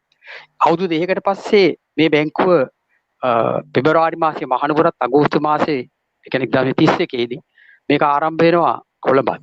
ඊට පස්සේ මේ බැංකුව මේ ව්‍යාප්ත මේකට කිව්වේ සම්පකාර මධ්‍යම බැංකුව කියලා. එතකොට ඒ පැත්තෙන් ඒ කැඩලා ඉවර කරනවා නම් ඊට පස්සේ මේ මහජන බැංකුව ඊට පස්සේ 1957 පිලිප් ගුණවර්ධන මහත්තයා සම්පකාර සංවර්ධන බැංකුව පනතක් හෙඩුම්පත් කරා. නමුත් ඒ ආණ්ඩුවේ වම සහ දකුණ අතර අරගලයක් තිබුණා. ඒ ප්‍රතිඵලයක් හැටියට විසි වුණා පිලිප් ගුණවර්ධන මහත්මයා මේ බැංකුව පනතත් අහකට ගියා. 1960 මම හිතන බණ්ඩාරනායක මෙතනගේ අගමැති පළවෙනි අගමැති වෙච්ච බණ්ඩාරනායක මෙතනී කාලේ ලංකාවේ සම්පකාර ව්‍යාපාර අධිතිය මෙහෙවර කරපු ඊළඟරත්න මහත්තයා මේ විෂය බාර ගන්නවා. ඔහු මේ සම්පකාර සංවර්ධන පනතත් අධ්‍යයනය කරලා මේ බැංකුවට එක සම්පකාර බැංකුවට එකතු කළා තමයි මහජන බැංකුව පිහිටවන 1961 අංක 29 කියන මහජන බැංකුව පනත. එතකොට මේ පනත පිහිටවන්නේ ඉස්සෙල්ලා ලංකාව පුරාම මේ පළාත් බැංකු දිස්ත්‍රික් බැංකු ආරම්භ වෙලා තියෙන සම්පකාර පැත්තේ 1948 මධ්‍යම බැංකුව පිහිටුවාට පස්සේ මධ්‍යම බැංකුව කියනවා මේ මධ්‍යම කියන වචනේ පාවිච්චි කරන්න එපා කියලා. ඒ අනුව ඔහු ඒවට පළාත් නැත්නම් දිස්ත්‍රික් බැංකු කියලා කිව්වා. එතකොට මේ බැංකුවට උදව් කරන්න කියලා දේශීය බැංකුවක් ආරම්භ කරන්නට වට කීපයක් සාකච්ඡා වෙනවා. 1930 ගණන් වල මේ කමිටුවක් පත් කරනවා. මේ කමිටුව පොච්කන්වාලා කමිටුව කියලා. මේ කමිටුවට බලාපොරොත්තු වෙන්නේ මේ සිල්ලර ණය දෙනකොට මේ සම්පකාර බැංකු තොග ණය දෙන්න තැනක්. නමුත් ඇත්ත වශයෙන්ම මේකෙන් සම්පකාරය කියන වචනේ එළියට ආවේ නැහැ. ඒකේ ප්‍රතිඵලයක් හැටියට තමයි අද ඔය රාජ්‍ය ආයෝජන උකස් බැංකුව කියන එක ඒ කාලේ රාජ්‍ය උකස් බැංකුව කියලා ආරම්භ වුණේ. ඊට පස්සේ නැවත වරක් පත් කරනවා ඔය විධායක නැත්නම් මේ පරිපාලන නිලධාරියෙක් සිවිල් සේවකයෙක් වෙන ස්මිත් මහත්තයාගේ ප්‍රධානත්වයෙන් බැංකුවක් ලංකා බැංකුව කමිටුව කියලා. මේකෙත් බලාපොරොත්තු වෙන සම්පකාර බැංකුවක් පිහිටවන්න. නමුත් උනේ අවසානයේ ලංකා බැංකුව පිහිටපෙක පමණයි. ඒකෙන් සම්පකාරය ගැන කිසි දෙයක් කියන්නේ නැහැ. මෙන්න මේ සියල්ල අධ්‍යයනය කළා තමයි මේ මහජන බැංකුව පිහිටෙවි මෙහෙම මහජන බැංකුවේ අදත් ඒ පනතේ අරමුණ හැටියට තියෙන්නේ සම්පකාර ව්‍යාපාර ගොවි සංවිධානයට සහාය සැපීම කියන කාරණේ. මේකෙන් 100ට මේ කොටස් ප්‍රාග්ධනික 150ක් සම්පකාර 51ක් සම්පකාර සමිති වලට 149ක් ආණ්ඩුවට තිබුණේ. මේකේ 4 දිනක් හිටියා අධ්‍යක්ෂ මණ්ඩලය නියෝජනය කළ සම්පකාර ව්‍යාපාරයෙන්. නමුත් මේකේ පළවෙනි සභාපතිතුමනි ලංකාවේ බිහිවෙච්ච මම අදහන හැටියට එකම පරමාදර්ශී සම්පකාර නායකයා තමයි දකුණේ සුබසිංහ මහත්තයා උතුරේ වීරසිංහ මහත්තයා. ඒතකොට මේකේ පළවෙනි යවුනේ අත වශයෙන්ම සුබසිංහ මහත්තයා. මේ ගැන කතන්දර ගොඩක් කියන්න දෙන වෙලා නැහැ ඒවා කියන්න. නමුත් අවසානයේ ඔහු තමයි මේ ග්‍රාමීය බැංකු ක්‍රමයේ පවා හඳුන්ලා දුන්නේ. 1983 මහජන බැංකුවට කරපු සංශෝධන අනුව සම්පකාරයේ මේකෙන් ගියා බිලියන 1000ක් කරා ප්‍රාග්ධනයේ මේ සියල්ලම ආණ්ඩුව ගත්ත ගමන්ම 100.3 දක්වා සම්පකාර ව්‍යාපාරේ කොටස් ප්‍රමාණය අඩු වෙනා වගේම මහජන බැංකු නියෝජනයේට සම්පකාරකින් ආවේ නැහැ. අද ඇමතිවරයා පත් කරනවා එක්ක කොමසාරිස්වරයා එහෙම නැත්නම් අමාත්‍යංශ ලේකම්වරයා ව්‍යාපාර නායකයෙක් නැහැ. ඔය එක පැත්තක්. ඊළඟට සමාවෙන්න බාධා කරාට අපේ මේ ටැමිල් ට්‍රාන්ස්ලේෂන් එක කරන කෙනා කැමති මෙතෙක් කරපු කතාව ට්‍රාන්ස්ලේට් කරලා ඊට පස්සේ ඉතුරු කතාව යන්න එහෙම ප්‍රශ්නයක් නැද්ද? නෑ ප්‍රශ්නයක් නෑ. මම එක රයිට් හරි. දැන් මෙතනින් අපි පොඩ්ඩක් නවත්තලා අපි එහෙම පොඩි බ්‍රේක් අරගෙන ටැමිල් ට්‍රාන්ස්ලේටර් දෙමු. ක්‍රිස්වින් ஓகே ஹரி ஹலோ கௌஷிக். அவர் வந்து தனது உரையை ஆரம்பிக்கும் போது கூட்டுறவை வந்து வடக்கு கிழக்கு என்று பிரிப்பதில் வந்து தனக்கு மகிழ்ச்சி இல்லை, அது வந்து 2ஆக பிரிக்கக்கூடாது என்ற ஒரு அடிப்படையில் ஆரம்பித்தார். அதில் வந்து இந்த கூட்டுறவு அமைப்பு என்பது மற்ற சங்கங்கள் வந்து திடீரென்று உருவானதில்ல, அதுக்கு பின்னணியில் பல காரணங்கள் இருந்தது என்று குறிப்பிட்டு அதற்கான காரணங்கள் குறிப்பிட்டு 1918ஆம் ஆண்டு மலைநாட்டில் ஏற்பட்ட எழுச்சி, அது கிளர்ச்சி என்று சொல்வதை கூட அவர் தான் விரும்பவில்லை என்று சொன்னார். மலைநாட்டில் ஏற்பட்ட எழுச்சி, அதை அடக்குவதற்கு மேற்கொள்ளப்பட்ட முயற்சிகளால் ஏற்பட்ட தோல்விகள் தான் இந்த கூட்டுறவு உருவாவதற்கான ஒரு காரணத்தை அமைச்சராக அவர் குறிப்பிட்ட அதற்கான தேவையாக அந்த அந்த கிளர்ச்சிகளை அவர் சொன்ன அந்த எழுச்சியை அடக்கிறதுக்கு அந்த அரசு மேற்கொண்ட சில முயற்சிகள் வந்து நாட்டில் உள்ள சுய உணவு உற்பத்தியில வந்து பாதிப்பு ஏற்படுத்துச்சு. அப்ப அதை ஈடு செய்வதற்கான ஒரு முயற்சியாக தான் இது கூட்டுறவு அமைப்புகள் உருவாக்கப்பட்டதாக குறிப்பிட்டார். ப்ரௌன்ரிக், அதாவது அந்த நேரத்தில் இருந்த ஆளுநர் வந்து இலங்கையில் மலைநாட்டில் ஏற்பட்ட எழுச்சியை தொடர்ந்து ஆயுதம் ஏந்தக்கூடிய அனைவரையும் வந்து கொலை செய்வது தான் இதுக்கு பிறகு கொள்வது தான் வந்து இதுக்கு பிறகு இலங்கையில் கிளர்ச்சி ஏற்படாமல் இருப்பதற்கான, அதாவது எழுச்சி ஏற்படாமல் இருப்பதற்கான ஒரு வழி என்றுதான் அவர் ஒரு பரிந்துரை செய்திருந்தார். அது அடிப்படையில் மலைநாட்டில் பல இடங்களில் பதுல்ல, மொனராகல், இப்படி பல இடங்களில் வந்து அடக்குமுறைகள் மேற்கொள்ளப்பட்டன. அதில் மொனராகலை வந்து பின்தங்கி போகிறதுக்கும் அங்குள்ள கால்நடைகள், வளங்கள், விவசாயங்கள் என்று பல விஷயங்கள் வந்து அழிக்கப்பட்டன. அப்போ அது வந்து இன்று வரையும் அதில் பாதிப்பு இருக்கின்ற ஒரு குறிப்பிட்டார். இந்த கூட்டுறவு முறை வந்து 1906ஆம் ஆண்டு வந்து கச்சேரியில் தொழில் செய்த இராசநாயகம் என்றவரும் அந்த இதில் வந்து போலீஸ் மஜிஸ்ட்ரேட்டாக அந்த வார்த்தையை பயன்படுத்தியிருந்தார். போலீஸ் மஜிஸ்ட்ரேட் என்பது துணுவில் என்பவரும் சேர்ந்து தான் அதை வந்து ஒரு விவசாய வங்கி முறையாக, விவசாய கூட்டுறவு முறையாக அதை வந்து ஆரம்பித்தார். பிறகு முதலாவது கூட்டுறவு பதிவு, இலங்கையில் பதிவு செய்யப்பட்ட முதலாவது கூட்டுறவு வந்து 1912ஆம் ஆண்டு காலி வெள்ளம்பிட என்ற இடத்துல வந்து மேற்கொள்ளப்பட்டது என்று குறிப்பிட்டார். அடுத்தது வந்து இந்த கூட்டுறவு முறைமையால் அதிகம் பயன்பெறுவர்கள் வந்து வடக்கை சேர்ந்தவர்கள் தான். ஏனென்றால் வடக்கில் வந்து அதிகமான கூட்டுறவு அமைப்புகள் வந்து உருவாகின, தெற்கை விட அதிகமான கூட்டுறவுகள் வந்து உருவாகின என்று குறிப்பிட்டார். அதே மாதிரி இலங்கையில் உருவான முதலாவது கூட்டுறவு வங்கியும் வந்து யாழ்ப்பாணத்தில் உருவானதாகவும், அது வந்து கூட்டுறவு மத்திய வங்கி என்ற இதன் குறிப்பிடப்பட்டதாகவும், பிற்காலத்தில் வந்து மத்திய வங்கி உருவான பிறகு அந்த மத்திய என்ற பேரை வந்து பாவிக்க வேண்டாம் என்று இலங்கையில் மத்திய வங்கி அதுக்கு கட்டளையிட்டதாகவும் அவர் குறிப்பிட்டார். அதுக்கிடையில் ஏற்பட்ட சில அரசியல் வாதிகளால் வந்து பிலிப் குணவர்த்தன போன்றவர்கள் மேற்கொள்ள முன் வந்த பிரேரணிகள், அது அடுத்தது 1960களில் முதலாவது தடவையாக ஸ்ரீமா பண்டாரநாயக்க வந்து பிரதமராக பதவியேற்ற பின் மேற்கொள்ள முயற்சிக்கப்பட்ட பிரேரணிகள், மாற்றங்களை பற்றி குறிப்பிட்டார். அப்புறம் வந்து இலங்கை வங்கியில் உருவாக்கம் கூட ஒரு கூட்டுறவு வங்கியின் அடிப்படையில் தான் உருவாக்கப்பட்டதாகவும், ஆனால் அது வந்து அந்த இலக்கை அடையாமல் அது இலங்கை வங்கியாகவே போனதாகவும், அப்புறம் மக்கள் வங்கி உருவாக்கப்பட்ட போது கூட அந்த முறையில் வந்து அதை உருவாக்கின போது அரசாங்கத்துக்கு 49% பங்குகளும் கூட்டுறவுக்கு 51% பங்குகளும் என்ற அடிப்படையிலையும், அந்த நேரத்தில் வந்து கூட்டுறவு துறையில் வந்து 2 ஜாம்பவான்கள் வந்து வடக்கில் வந்து வீரசிங்கமும் தெற்கில் வந்து சுபசிங்க என்ற 2 பேரும் எதிர்த்ததாகவும், இந்த வங்கியிட முதல் முகாமையாளராக வந்து சுபசிங்க தெரிவு செய்யப்பட்டதாகவும், கிராமிய வங்கி அறிமுகத்தை கூட அவர் தான் சுபசிங்க தான் முன்னெடுத்து சென்றதாகவும் அவர் தனது அறிமுக உரையில் குறிப்பிட்டார். கௌசி. Thank you රිශ්වින්. බුලත්ගම මහත්මයා ඔයාගේ මයික් එක මියුට් කරලා තියෙන්නේ, අන්මියුට් කරගන්න ඕනේ ආයෙ පාරක්.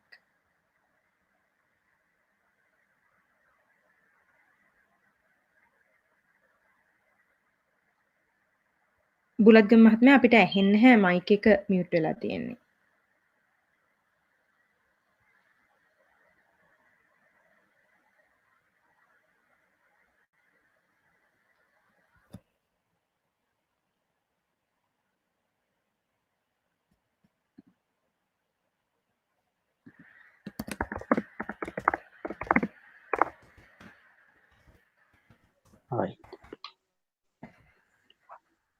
හරිද? ඔව් දැන් ඇහෙනවා. හරි. දැන් මට කතා කරන්න පුළුවන්ද? ඔව් කතා. හයි. මෙහෙමයි. සම්පකාර ව්‍යාපාරයේ කියන එක අද අපි කතා කරන්නේ ව්‍යවසායකත්වයේ පැත්තෙන් විතරයි.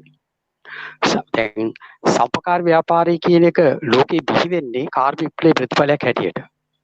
දැන් ඔතෙන්දී දැන් කාල් මාක්ස් ගැන කතා වුණා, කතා රවිච් කීපයක් කියවුණා අපිට. මේ රොබර්ට් ඕවන් තමයි මේ සම්පකාර ව්‍යාපාරයේ පිළිබඳ මූලික දර්ශනීය සමාජ ප්‍රජාතන්ත්‍රවාදී හැටියට අත්හදා බල ක්‍රියාත්මක කරේ.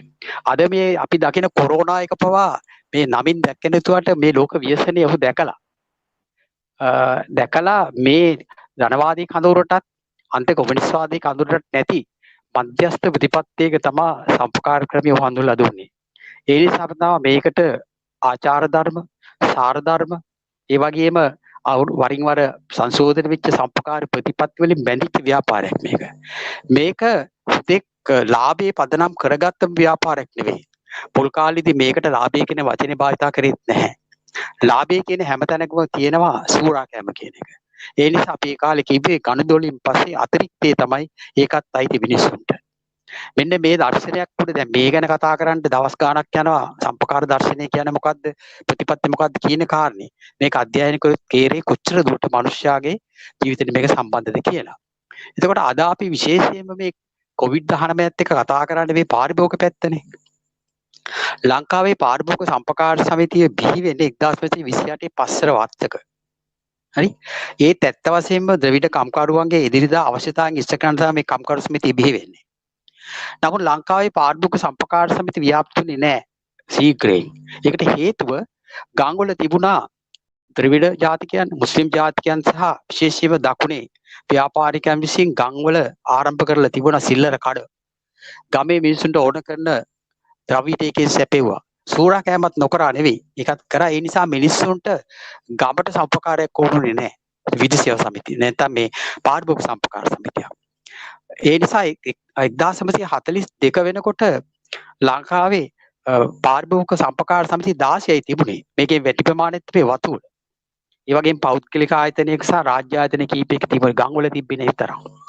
නමුත් දෙවන ලෝක යුද්ධයට සම්බන්ධ වෙලා ජපන්නු කොළඹට බෝම්බ දැම්මහම කොළඹ නගරේ කඩාගෙන වැටෙනකොට ආහාරිකයක් ඇති වුණොත් පස්සියක් ඇති කියලා බලාපොරොත්තු වෙනවා.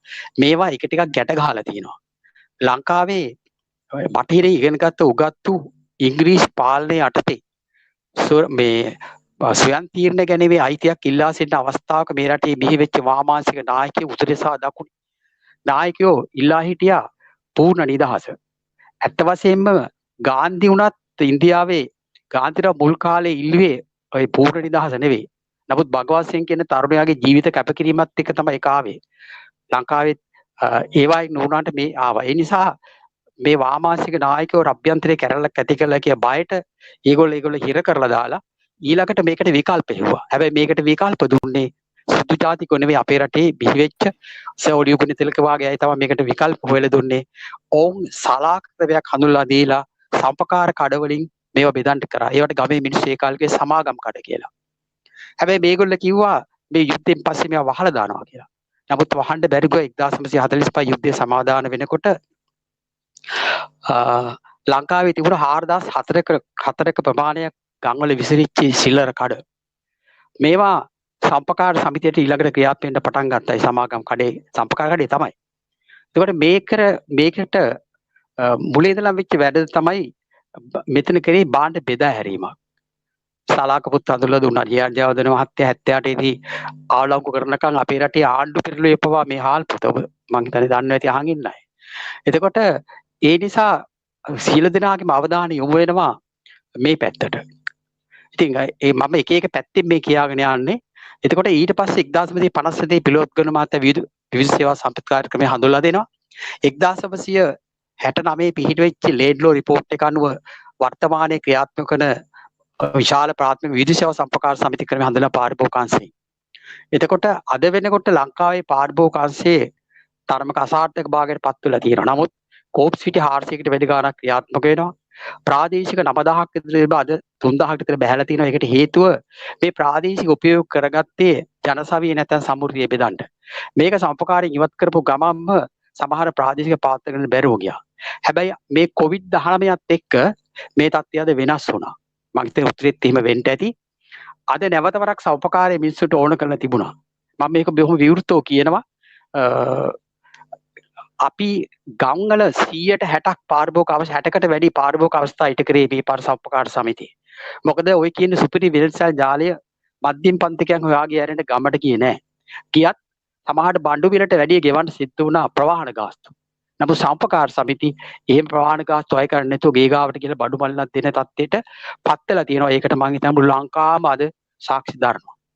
ඊළඟට අපි විශේෂයෙන්ම උත්තරේ තමයි මම කිව්වා වගේ ආදර්ශ සම්පකාර සමිති බිහි වුණේ. මම ඒක පිළිගන්නවා. මුල්ලායි වල පටන් ගත්ත රාහුල් සමිතිය, තෙලිප්පලේ ඩිස්පෙන්සරිය, ඊළඟට යාපනයේ අරුණේතේ විද්‍යාලයේ පාසල් සම්පකාර සමිතිය, නැගෙනහිර බිහි වෙච්ච තවත් ශ්‍රේෂ්ඨ සම්පකාර නායකයෙක් තමයි KW දේනායක මහතා මේ නැගෙනහිර බිහි වෙච්ච මේ අය සම්පකාරයේ පදනම් කරගෙන ව්‍යාපාරය දියුණු කරපු මිනිස්සු.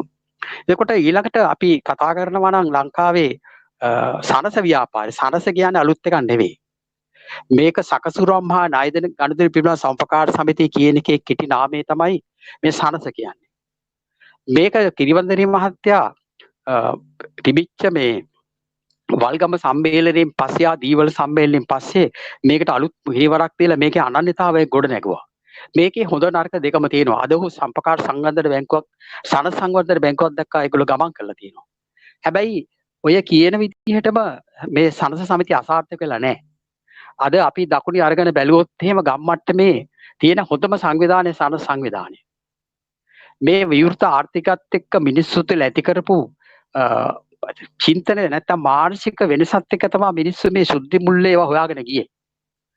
හේතුව එහෙම නැත්තම් ණයදෙන සමිතිය අතුරුස්ථාවේ තියෙන්නේ සමාජිකයාගේ තැන්පත් වලට ගෙවන පොලියත් ණයට අය කරන පොලියත් අතර අනුපාතය 104ට වැඩි වෙන්න බෑ.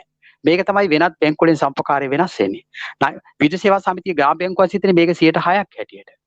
මම දැන මේ සියල්ල මේත අනුගමනය වෙනවද කියලා. නමුත් අදත් සුබ සාධක පැත්ත. මොකද ණයදෙන සමිති ව්‍යාපාරයේ එක ස්ලෝගන් එකක් තමයි කිරිවන්දනී මහත්තයා ගෙනාපු ඉතා වැදගත් එකක්. යා ආචාර්ය කිරිවන්දනී මහත්තයා කිව්වා 150ක් ගණ දෙනවා 150ක් සාර ධර්ම කියලා. එහෙම නැත්නම් ඒ නිසා අපකාරී කියලා කියන්නේ හුදෙක් ලාභලර ව්‍යාපාරයක් විතරක් නෙවෙයි සමාජ සංවර්ධන එකක්. ඒ නිසා තමයි ලංකාවේ පොලිතින් භාවිතය ආරම්භ කරනකොට අපි සම්පකාර සමිතිවල කිව්වා මේ පොලිතින් පාවිච්චි කරන්න එපා කියලා. සමහර සමිති මේක ඇහුවා. ඒ නිසා සමහරට හාබරල කොළවල පවා බඩු බෙදලා දුන්න අවතල දුන්න අවස්ථාවල් තිබුණා ඔය කරවල වාගේ දේවල් එහෙම. ඒවට ඒ කාලේ hina වුණා මිනිස්සු. නමුත් අද වෙනකොට ආණ්ඩුවට නීති ගෙනෙන්න වෙලා තිබුණා තියෙනවා මේක වෙනස් කරන්න. ඊළඟට සම්පකාරයේ සිගරට් විකුණන්නේ නැහැ. දුම් බැටි විකුණන්නේ නැහැ. ඔබ දන්නවා අද සමහර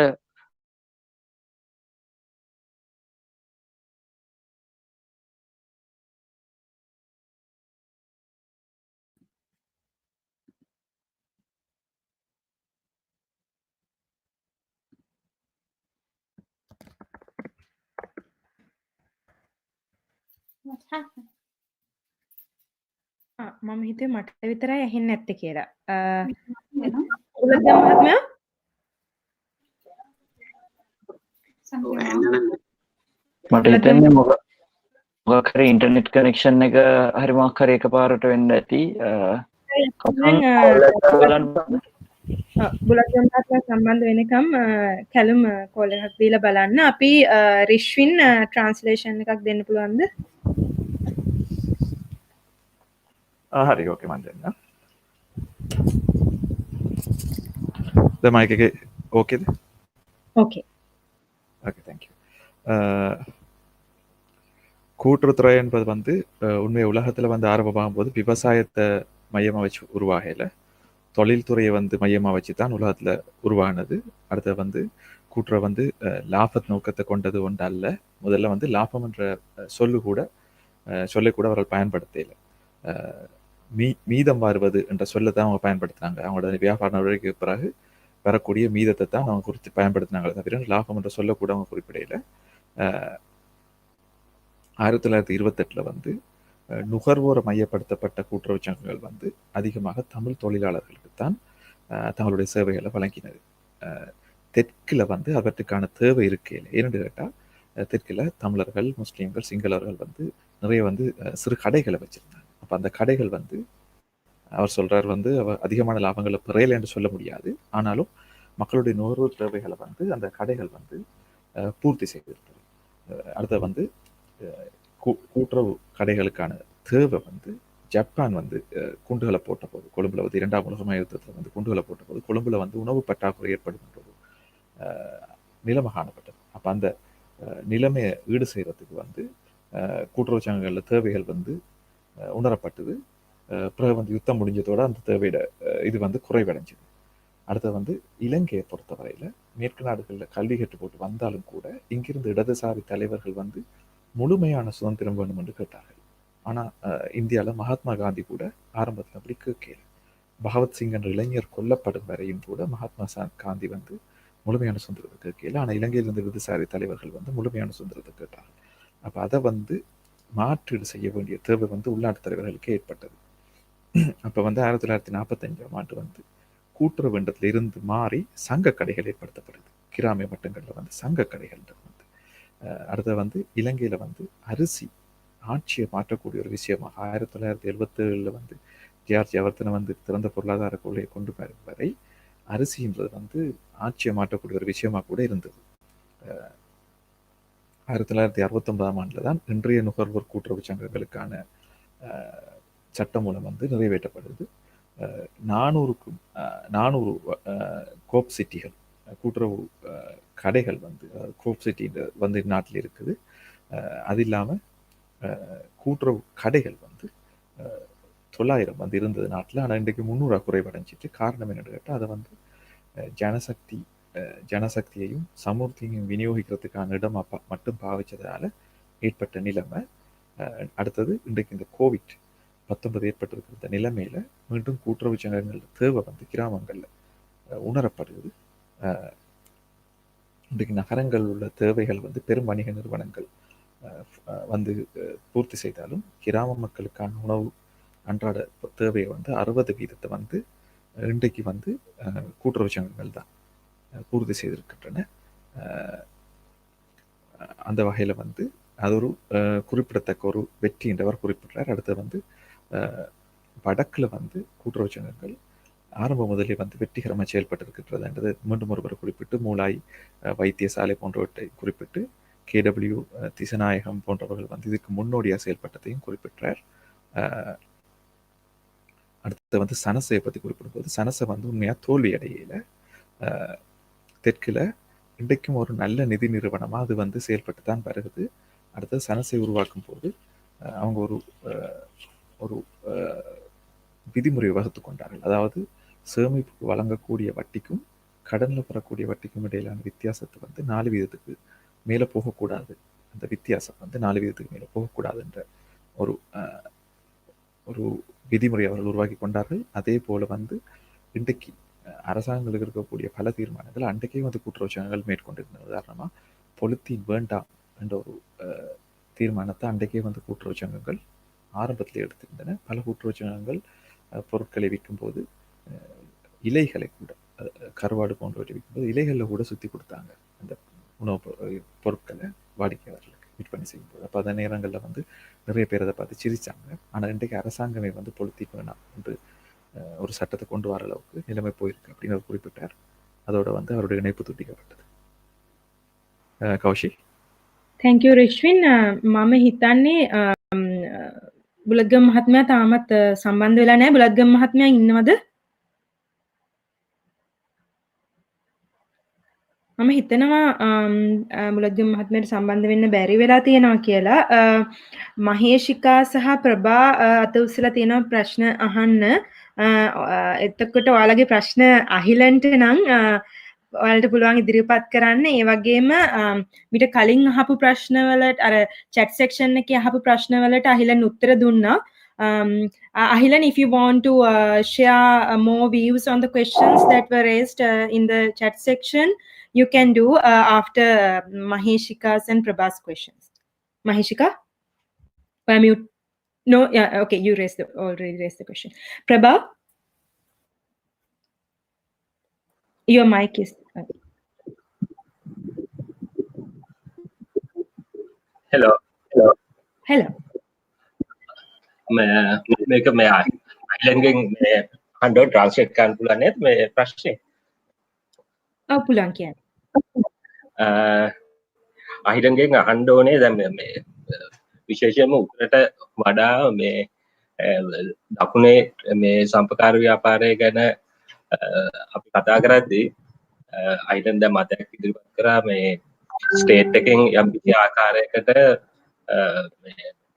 ඩිස්බෑන් කරන්න ඕනේ කියලා මේ සම්පකාර ව්‍යාපාරය. නමුත් මේ දකුණේ තියෙන අත්දැකීම තමයි ගොඩක් වෙලාවට දැන් දකුණේ වාමාංශය ගත්තොත් ප්‍රධාන වශයෙන් ජනතා පෙරමුණයි සපේ වගේ එකක් ඉන්නේ.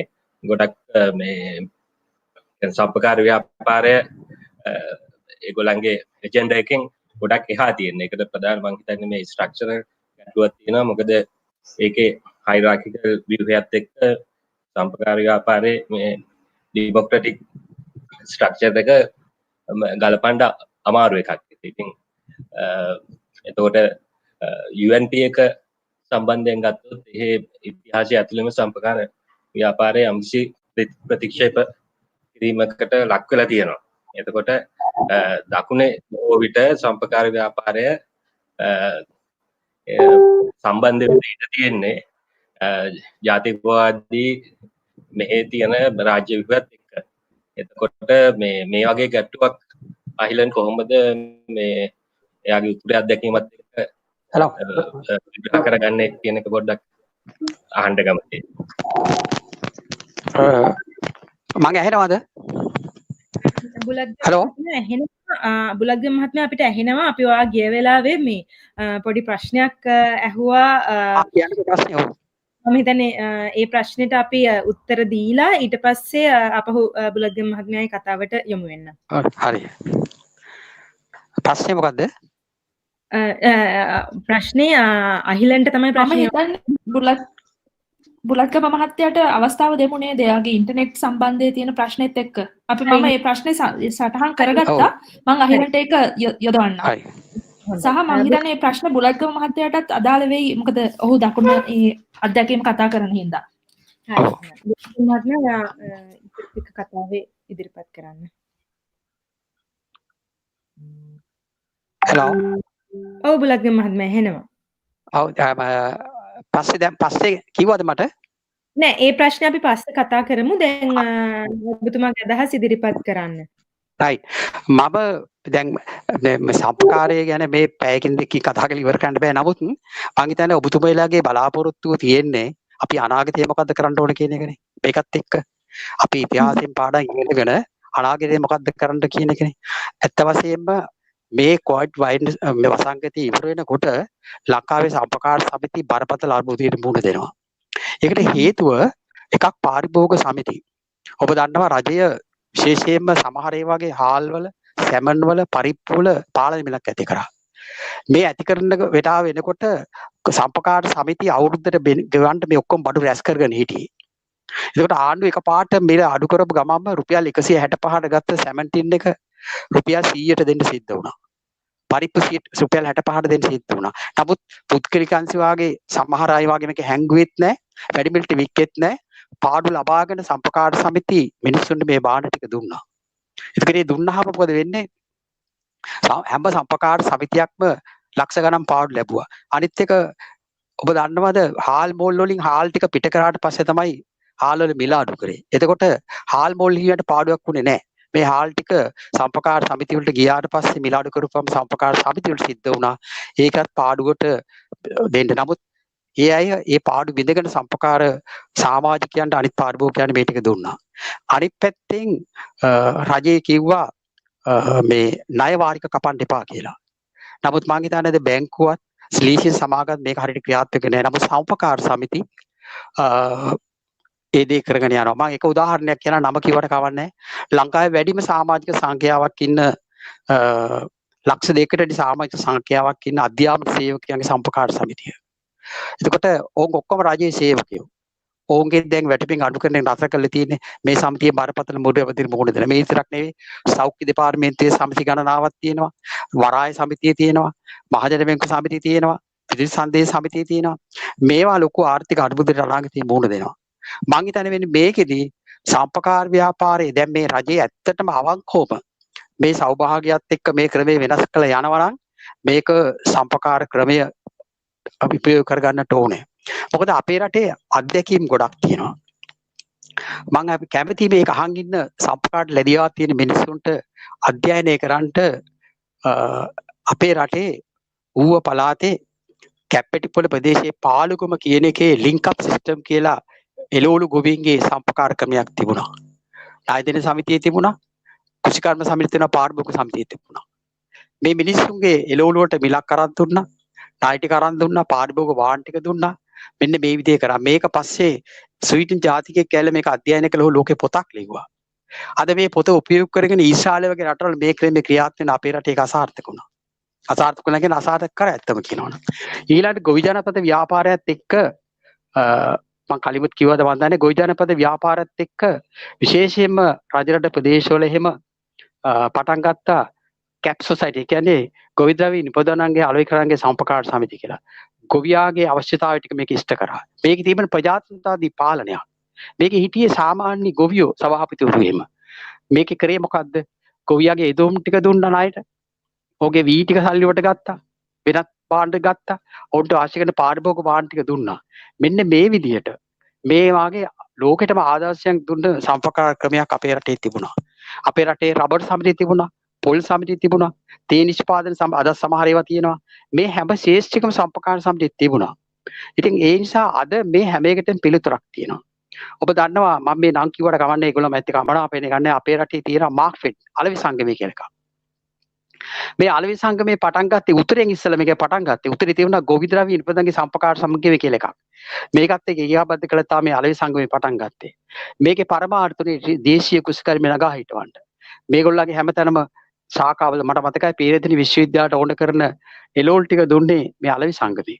ඔවුන් ඒ කාලේ බුලත් පුවක් ඊළඟට කෘෂි අනිකුත් දේශීය අපනයන භෝග ඔක්කොම මේ හරහා අපනයනය කරා. අපි අද පිටරටින් ගෙන්නනවා මේවා. අපි අපනයනය කරා. ඔබ දන්නවා අද අපි ටුවරිස්ට් ෂොප් එකකට ගියාම තියෙනවා ලංකාවේ කුළුබඩු වර්ග හඳුන්ලා දෙන පොඩි පෙට්ටියක් හදලා. ඒක ඇති කුළුබඩු වර්ග 6ක් තියෙනවා. ඔබ දන්නවද මේක ඉස්සෙල්ලාම හඳුන්ලා දුන්නේ අපේ සම්පකාර ව්‍යාපාරය කියලා. ඊළඟට දැන් ඔය කතා කරන සුපර් මාකට් ජාලය. මේක හඳුන්ලා දුන්නේ ඉස්සෙල්ලා විශිෂ්ට සේවා කියලා සම්පකාර සමිතිය. අපේ පිහිටෙව්වා සම්පකාර සමිතියට කල්පනා කරන ආයතනය කියලා එකක්. මේ ආයතනේ වහලා දැම්මා පසු කාලයක මේ ආණ්ඩුව මේක වහලා දැම්මා මේ පනතක් ගලන මේක අහෝසි කරපුවාම ඒවකට අගමැතිවරයා ඒ ඇමතිලා පිට තට්ටු කළේ කොහොන්නේ එහෙම දා වැඩ කරන්න ඕන කියලා. මේවා තමයි සම්පකාර ව්‍යාපාරේ කඩා වැටෙන්න හේතුව. ඒතර මේගොල්ල තමයි විශිෂ්ට සේවා සම්පකාර ක්‍රමයේ කියන එක ආරම්භ කළා. අවසානයේ බණ්ඩාරවැල සමිතිය ජනසල් පිළිකෙලක තියෙනකන් අන්තිමට තිබිච්ච එක. ඉතින් ඒ නිසා මේ ඔක්කොම අපි පටන් ගන්න අඳුල්ලා දීලා තියෙනවා. ඒ නිසා දැන් වර්තමානයේ තියෙන නැවත වරක් මේ සමාජික නැවත මොකද ලංකාවේ මිලියන 8ක් සම්පකාර සමාජිකින් ඉන්නවා සංඛ්‍යාලයක නනුව. ඒ කියන්නේ රටේ ජනගහනයෙන් තුනෙන් එකක්. ඡන්දදායකයන්ගේ 50%කට වැඩි ගාණක්. මේ වගේ වෙනස් සංවිධානයක් නැහැ. ප්‍රශ්නේ වෙලා තියෙන සම්පකාර කාගේද කියන එක තාම කවුරුත් හඳුනාගෙන නැහැ. අර ඉරට හිමි බව ඉර පවසනවා කියන කවිය වාගේ තමයි. මේක සමහරකට ආණ්ඩු එකක් වෙනවා. සමහර දෙපාර්තමේන්තු එකක් වෙනවා. සමහරලාට සභාපති කෙනෙක්පත් වුණාම එයාගේ එකක් වෙනවා. මොකද සමහර සභාපතිතුරු හැසිරෙන්නේ ජනාධිපතිටත් එහා. අපිට ඕන දෙයක් කරන්න පුළුවන් කියන අදහසෙන් හැසිරෙන්නේ. මේක වැරදි. ඒ නිසා නැද සම්පකාර ව්‍යාපාරයේ ප්‍රජාතන්ත්‍රීය කරන්න ඕනේ. මේකෙදී පුළුවන් තරම් මේ අපේ සම්පකාර නීතියේ තියෙනවා සම්පකාර කොමසාරිස්වරයාට පුළුවන් පාලක මණ්ඩලපත් කරන්න. අධිස් මණ්ඩලේ කට්ටිය නම් කරන්න. මේක හොඳ දෙයක්. පස්සේ තියෙන්නේ මේක ගොඩක් ආච්චි කරන දේශපාලනඥයෝ. දේශපාලනඥයන්ගේ අවශ්‍යතාවයන් තමයි ඉෂ්ටකම් සිද්ධ වෙලා තියෙන්නේ. නමුත් ඒක නීතියේ පිළිහිටලා තියෙන්නේ කඩාවැටෙන සම්පකාර සංවිධානයට ගොඩනගන්න. ඒ නිසා මේවට වෙනත් නීති යම් සංශෝධනයක් ඇති වෙන්නට ඕනේ. මට මතකයි අපේ සම්පකාර කොමසාරිස්තුමා එක රූපවාහිනී සාකච්ඡාවේදී කිව්වා සම්පකාර ව්‍යාපාරයේ පුද්ගලික අංශයටත් අයිති නෑ. මේක රජයටත් අයිති නෑ. මේක සමාජික ව්‍යාපාරය. ඒක ඉතාම වැදගත් ප්‍රකාශයක්. ඒක හැම නිලධාරියෙක් මේක තේරුම් අරගන්නවා නම් මේක මේ මිනිස්සුන්ට බාර දෙන්න ඕනේ. ඉතින් ඒ නිසා ඒකට ගැළපෙන මේ යල්පැන ගිය අතුරුයස් ටික වෙනස් කරන්න ඕනේ. නීති වෙනස් වෙන්නට ඕනේ. ඊළඟට නැවත වරක් ගම්මට්ටමේ සම්පකාර සංවිධානය බිහි වෙන්න ඕනේ. මම නිකන් එන්න ගමන් FB එකට දැම්මා ඊයේ පෙරේදා. මම කැමති මේක කියන්න. ඔබ දන්නවා ලංකාවේ මේ සද්ද නගලා වික්කේ අයිස්ක්‍රීම්. ඊට පස්සේ වෝල් අයිස්ක්‍රීම් කාරයෝ මේක පටන් ගත්තා. ඊළඟට මේක චූන් පාන්. කවුරුත් දන්න එකක්. මේකට කවුරු නම දැම්මත් මොකද කියන මන් දන්නේ නැහැ. අනිත් එක මේ චූන් පාන් කාරයන්ගේ මියුසික් එක ලෝකයේ ශ්‍රේෂ්ඨ බීතෝවන්ගේ මියුසික් ඛණ්ඩයක්. එයාගේ ආදරණීය බිරිඳට නෙවෙයි පෙම්වතියට අද මියුසික් ඛණ්ඩේ කොටසක් මේ කියන්නේ. අපිටත් තියෙන සම්පකාරයේ ගීති කියලා එකක්.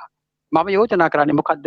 දැන් ගේ ගාවට බඩු මල්ල අරගන්න මිනිස්සු පුරුදු වෙලා තියෙනවා. ඒ නිසා මේ පරණ රූට් එක විකුණලා දාලා මේ හොඳ වාහන ටිකක් අරගෙන මේක අලංකාර කරලා අර සම්පකාර ගීතේ ඉන්ටර්ලූඩ් එක තියෙනවා.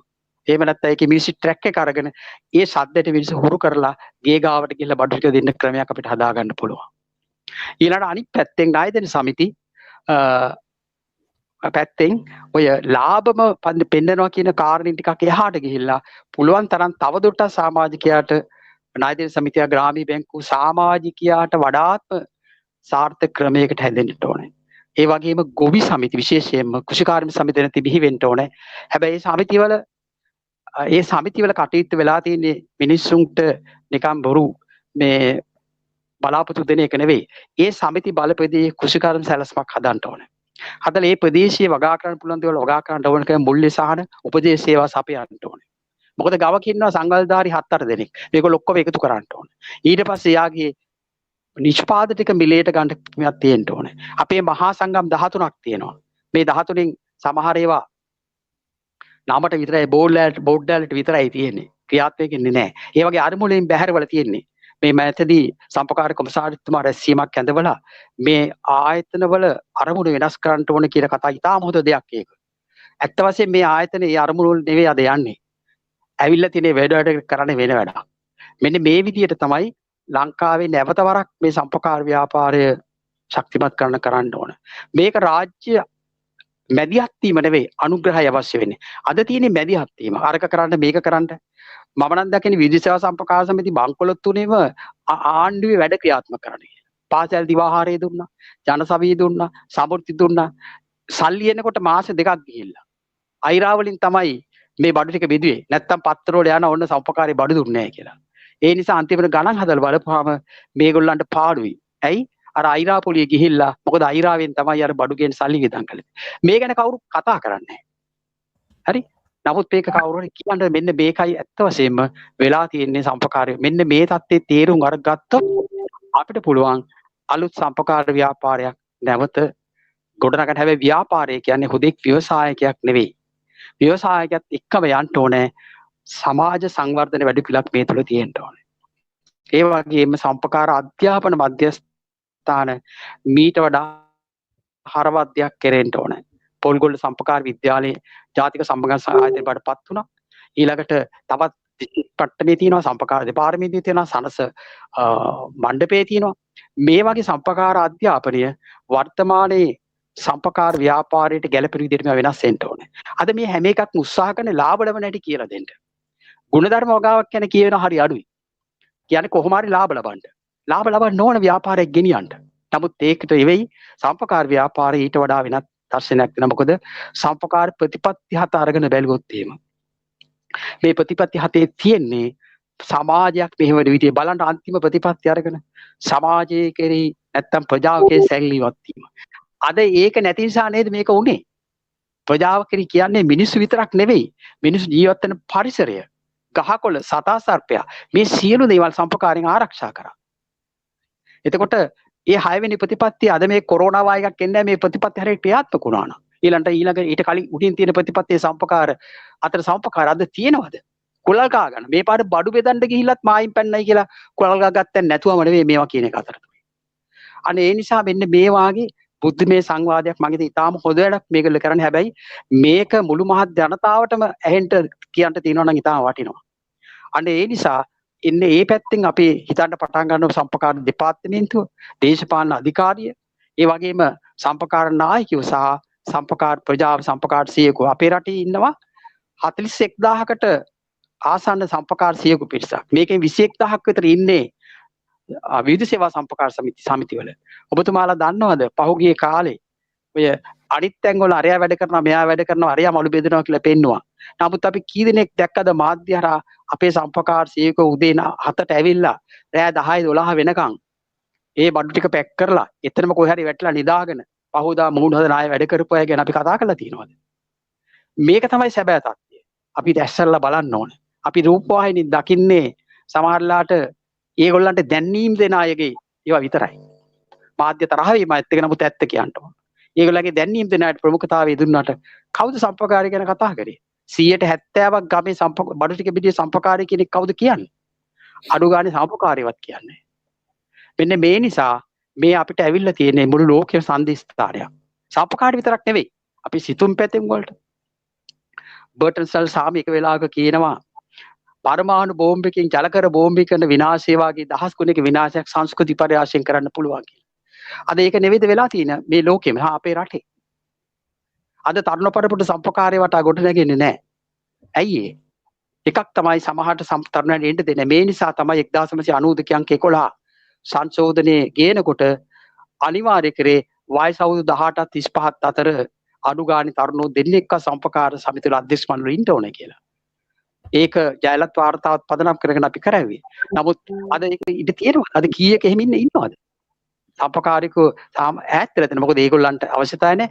ඒ වගේ අනිත් පැත්තේ ඔවුන්ගේ මනස විකෘති කරලා තියෙන්නේ. ඔවුන්ට සම්පකාරයේ ඉඳලා මේ වැඩක් නැහැ. ඔවුන්ට ඊට වඩා හොඳයි වෙන දෙයක් කරන එක. මොකද මුදල් මත මුදල් හඹායන සමාජයක් තියෙන්නේ. මෙන්න මේ ටික තමයි මට කියන්නේ. මම කැමති තවත් හරි ඊට පස්සේ අහන්න ප්‍රශ්න එහෙම අහන්න තියෙනවා නම් ඒකට මම කැමති උත්තර දෙන්න. මේ මගේ පෞද්ගලිකම අදහස්. හැබැයි මම කාගෙත් එක අමනාප නෙවෙයි කිව්වේ සම්පකාර ව්‍යාපට ලැබියාවක් තියෙන කෙනෙක් හැටියට මා දකින ආකාරයෙන් මේ ප්‍රකාශ කරේ. බොහොම ස්තුතියි. මේ අපේ වෙලාව ඇත්තටම අපි 10 දැන් මම හිතන වෙලාව 10යි. හැබැයි අපි ට්‍රාන්ස්ලේෂන් එකක් දෙන්නත් ඕනේ මේකට. රිෂ්වින් අපි බලාපොරොත්තු වෙනවා කෙටියෙන් ට්‍රාන්ස්ලේෂන් එකක් ගන්න. අපි දැන් විනාඩි 10ක් පරක් වෙලා පටන් ගත්තා. ඔව්. ඔයාලගේ ප්‍රශ්න තියෙනවා නම් මේ රිෂ්වින්ගේ කතාව අතරතුර chat section விரைவான ஒரு மொழிபெயர்ப்பு மட்டும் என்னால் தர முடியுமா இருக்கும். இந்த கோவிட்-19 முடிவடைந்தது பின்னால வந்து கூட்டுறவு அமைப்புகள் வந்து கூட்டுறவு கடைகள் வந்து பாரிய ஒரு நஷ்டத்தை எதிர்நோக்கக்கூடிய ஒரு நிலைமை இலங்கையில் காணப்படுதுன்னு கேட்டால் அரசாங்கம் வந்து எந்தவித முன்னேற்பாடுகளும் இல்லாமல் வந்து தகரத்தில் அடைக்கப்பட்ட மீன் பருப்பு மற்றும் அரிசியில விலைகளை குறைத்தது. சாதாரணமாக வந்து ஒரு வருடத்துக்கு தேவையான உணவுப் பொருட்களை வந்து கூட்டுறவு கடைகள் வந்து வாங்கி களஞ்சியப்படுத்தி வைத்திருக்கும். இப்போ தனியார் கடைகளை போல பொருட்களை பதுக்கி வைத்து விட்டு பொருட்கள் இல்லை என்று சொல்ல முடியாதவர்களுக்கு வந்தவர்களுக்கு எல்லாமே அவர் விற்றார்கள். அப்போ விற்றது எல்லாமே வந்து அவர்கள் அதிக விலைக்கு வாங்கிய பொருட்கள். அதனால லட்சக்கணக்கான ரூபாய்கள் அவர்கள் வந்து நஷ்டத்தை அடையக்கூடிய நிலைமை காணப்படுது. அடுத்து வந்து இலங்கையில் வந்து விவசாய கூட்டுறவு முறை வந்து அமுல்படுத்தப்பட்டிருந்தது பசர பகுதியில் வந்து. அப்போ அங்கே வந்து ஒரு ஸ்வீடன் நாட்டவர் வந்து அதை பார்த்து ஒரு புத்தகத்தை கூட எழுதி அந்த புத்தகம் வந்து இன்று இஸ்ரேல் நாட்டில் வந்து செயல்படுத்தப்படுது இதே முறை. ஆனால் இலங்கையில் வந்து அந்த முறை வந்து இல்லாத வைக்கப்பட்டது. கூட்டுறவு வந்து ரப்பர், தேய்க்காய், தேயிலை போன்ற பல பொருட்களில் வந்து இந்த கூட்டுறவு முறை வந்து இலங்கையில் அறிமுகப்படுத்தப்பட்டிருந்தது. அடுத்தது வந்து அவர் சொன்னார் வந்து மக்கெட்ன்ற ஒரு அமைப்பு பற்றி, அதாவது விநியோக சங்கம்ன்றது பற்றி. பேராதனை பல்கலைக்கழகத்துக்கு தேவையான மரக்கறிகளை கூட வந்து அந்த சங்கம் தான் வழங்கியது. அதே மாதிரி அவர் 2 குறிப்பிட்ட இந்த சூப்பர் மார்க்கெட் என்று இருக்கக்கூடிய இந்த பாரிய பல்பொருள் அங்காடிகள் கூட கூட்டுறவு அமைப்புகள் மூலம்தான் அறிமுகம் செய்யப்பட்டது. அதே மாதிரி வெளிநாட்டவர்களுக்கு விற்பதற்காக வந்து ஒரு வாசனை திரவிய பொதி ஒரு பொட்டலம் ஒன்று வந்து சூப்பர் மார்க்கெட்டில் காணப்படுது. இதை கூட அறிமுகம் செய்தது வந்து கூட்டுறவு அமைப்புகள் தான் அவர் குறிப்பிட்டார். அடுத்தது இலங்கையில் வந்து 8 மில்லியன் மக்கள் வந்து கூட்டுறவு அமைப்புகள் அங்கத்தவர்கள் இருக்கிறார்கள். ஆனால் அவர்கள் யாருக்குமே தங்களோட பலன் தெரியவில்லை. இவர்கள் வந்து இலங்கை மக்கள் தொகையில் 3% வாக்காளர்கள் 50% இருக்கிறார்கள். கூட்டுறவு சங்கங்கள் வந்து யாருக்கு சொந்தம்ன்றது கூட மக்களுக்கு தெரியாமல், உண்மையில அரசாங்கத்துக்கோ தனியார் துறைக்கோ சொந்தம் இல்லை. கூட்டுறவு சங்கத்துடைய அத்தியாட்சியர் ஒருத்தர் தொலைக்காட்சி நிகழ்ச்சியில் அதான் சொன்னார். அது வந்து அங்கத்தவர்களுக்கு தன் சொந்தமே தவிர அரசாங்கத்துக்கோ தனியார் அடுத்தது கடைசி சொன்னார். அடுத்து நாங்கள் இதை வந்து என்ன செய்ய போகிறோம், அரசியல் தலையீடு இல்லாத ஒரு வகையில் இதை முன் கொண்டு செல்லணும். அப்போ அதுக்கேற்ற மாதிரியான சட்ட திருத்தங்கள் கொண்டு வரப்படணும். காலம் கடந்து போன சட்டங்களை வச்சு கொண்டு இதை கொண்டு செல்ல முடியாது. அடுத்த தொலைக்காட்சிகள் கூட வந்து ஊடகங்கள் வந்து அதிகமாக இதை காட்டி சென்றால் மற்ற துறைகள் உள்ளவர்கள் வந்து எந்த அளவுக்கு வந்து இந்த கோவிட் பிரச்சனையில் வந்து ஈடுபாட்டோடு செயல்படுகிறார்கள் தான். ஆனால் இந்த கூட்டுறவு சங்க ஊழியர்கள் 41,000 ஊழியர்கள் இருக்கிறார்கள் இந்த கூட்டுறவு சங்கத்தில். இவர்கள் இந்த அளவு அர்ப்பணிப்போடு செயல்பட்டார்கள் வந்து யாருமே காட்டல. இவர்கள் சிலவர் வந்து காலையில் 7 மணிக்கு வேலைக்கு வந்து இரவு 10-12 மணி வரை வேலை செய்துவிட்டு அங்கேயே எங்கேயோ படுத்துறங்கி விட்டு பொது சேரல் வேலைகளை செய்துவிட்டு திரும்பவும் காலையிலே வேலை ஆரம்பித்தார்கள். ஆனால் இது யாருமே காட்டல. ஏன்னா விளம்பரங்கள் கொடுக்காது. விளம்பரங்கள் தராத அமைப்புகள் செய்திகளை வந்து ஊடகங்கள் காட்டாத ஒரு நிலைமை காணப்படுது. அடுத்தது வந்து இளைஞர்கள் வந்து இதில் அதிகம் ஈடுபடுத்தப்படணும். கூட்டுறவு சங்கங்களுக்கான கல்வி அமைப்புகள் வந்து மேம்படுத்தப்படணும் என்றதை அவர் வந்து குறிப்பிட்டார். ஒரு அவசரமான மொழிபெயர்ப்பட்டதால் இவ்வளவுதான் தரக்கூடியதாக இருக்குது. கௌஷி. தேங்க்யூ රිෂ්වින්. ඩොක්ටර් සංකල්ප ප්‍රශ්නයක් ඉදිරිපත් කරලා තියෙනවා. මං හිතන්නේ අර කලින් අහපු ප්‍රශ්නෙට ප්‍රභා අහපු ප්‍රශ්නෙට උත්තර දුන්නා නම් හරි. ඔව් ඒකෙම පටන් ගන්න. ඔව්. ඔව්. ආපහු ඒ ප්‍රශ්නේ සිංහලෙන් අහන්න පුළුවන් නම් ඒ ප්‍රශ්නේ අහන්නකෝ. ඔව්. අහිලන්ට මං ඇහෙනව නේද? ඔව් ඇහෙනවා. මේ ප්‍රශ්නේ අපාරක් ඉදිරිපත් කරන්න පුළුවන්ද?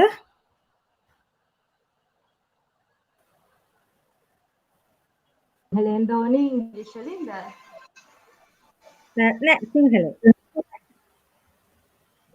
මම මේ අරුවේ විශේෂයෙන්ම මේ උත්තරත් එක්ක සංසන්දනය කරලා බලද්දි දකුණේ සම්පකාර ව්‍යාපාරය ගොඩක් ඒ කියන්නේ රාජ්‍යයත් එක්ක තියෙන සම්බන්ධය කොහොමද තේරුම් ගන්න කියන එක තමයි මූලික උනේ.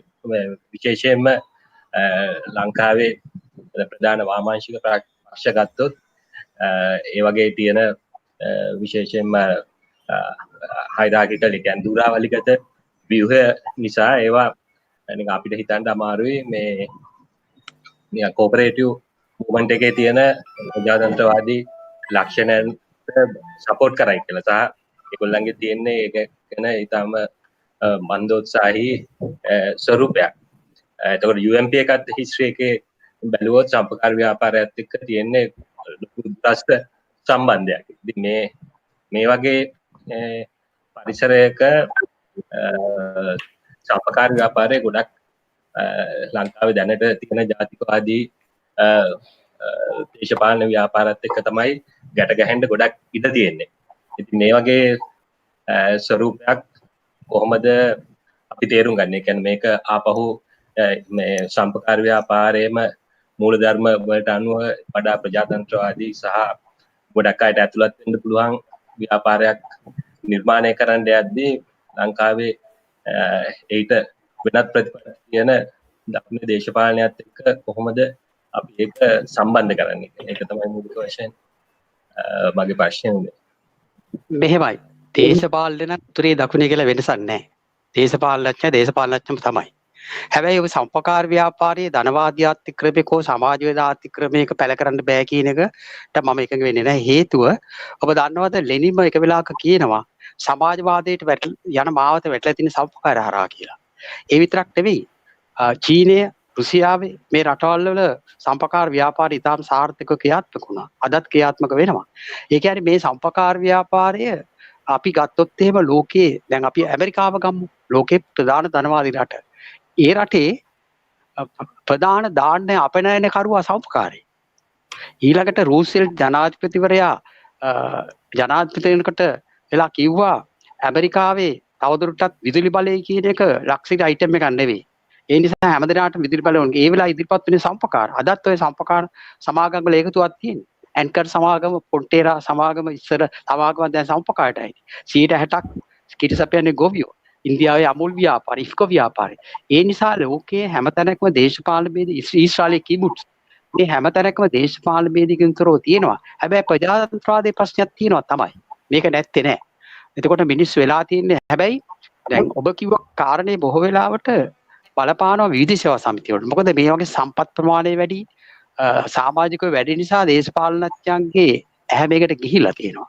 විශේෂයෙන් මේ මනාප ක්‍රමයක් එක තවත් එක උග්‍ර වෙලා තියෙනවා. ඔබතුමා දන්නවද 1972 ආණ්ඩුක්‍රම ව්‍යවස්ථාවේ 17 ඊ වගන්තියේ ලංකාවේ සම්පකාර අර්ථ ක්‍රමයක් හා සම්පකාර දේපල ක්‍රමයක් පිළි අරගෙන තිබුණා.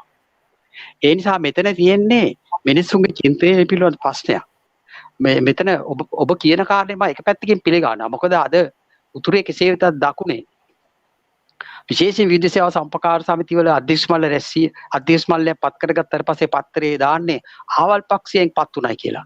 මේක තමයි සම්පකාර ව්‍යාපාරේ කඩා වැටෙන්න හේතුව. හැබැයි ඔබ කියනවත් එක මම එකගතාවයක් තියෙනවා. මොකද මේක අන්තවාදීක කොතන හරි අන්තවාදී කියලා බැලුවොත් සම්පකාරේ හදන්න හේතුව සම්පකාරේ කියන්නේ මධ්‍යස්ථ ගමනක් කියන්නේ මධ්‍යම ප්‍රතිපදාවක් තියෙන ව්‍යාපාරයක්. හැබැයි සමාජිකයා බුද්ධිමත් වෙනවා නම් සමාජිකයා දැනුවත් කරනවා නම් සමාජිකයාට දේශපාලනය ගැන නොහිතා වැඩ කරන්න පුළුවන්. එහෙම සමිති ඕනතරම් තියෙනවා ලංකාවේ. උතුරෙත් තියෙනවා. අද බලන්න උදාහරණයක් ඇටියට ගත්තාම පළවෙනි ආරෝග්‍ය ශාලා සමිතියේ පටන් ගන්නේ මුල්ලායිවල. හැබැයි අද දකුණේ තියෙනවා ගාල්ල, මාතර, කොළඹ, කුරුණෑගල, අනුරාධපුර, ගම්පහ ඉතාම සාර්ථක රෝහල් සමිති. හැබැයි මේවට දේශපාලන මෙදිහත් හරි අඩුයි. අන්න ඒ නිසා මෙතන වෙලා තියෙන්නේ ක්‍රමේ වැරද්දට වඩා ක්‍රමයට වඩා මිනිස්සුන්ගේ චින්තනයේ වෙනසක් ඇති වුණොත් ඔබතුමා කියනත් එක මම එකක වෙනවා අපිට ඒක කරන්න පුළුවන්කම තිබෙනවා. ඒකයි මගේ පිළිතුර ඒකට තියෙන්නේ. සංකල්ප ඔයගේ ප්‍රශ්නෙට ඉදිරිපත් කරන්න. ඔයා මියුට් වෙලා ඉන්න.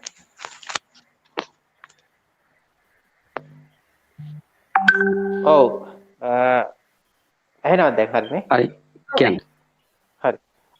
නෑ මම අහන්න කල්පනා කරේ දැන් සමුපකාර ක්‍රමය හරහා අපි කියන්නේ සමුපකාර ක්‍රමය අපි දැන් යලිපණ ගැන්වීම හරහා දැන් වර්තමානයේ තියෙන මේ කොරෝනා ගැටලුවට ඉදිරිපත් වෙනවා නම් මට හිතෙන විදිහට ප්‍රධාන වශයෙන්ම ගැටලුවක් ඇති වෙනවා නම් කියන්නේ බාධාවක් හැටියට ඉදිරිපත් වෙන්නේ මේ පෞද්ගලික ව්‍යාපාර ශාස්ත්‍රයේ දැනට ඇති කරගෙන තියෙන මාෆියා වලින් තමයි. උදාහරණයක් ඔබතුමා පැහැදිලි කරපු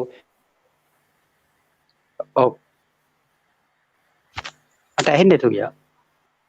ඇහෙන්නේ සංකල්ප.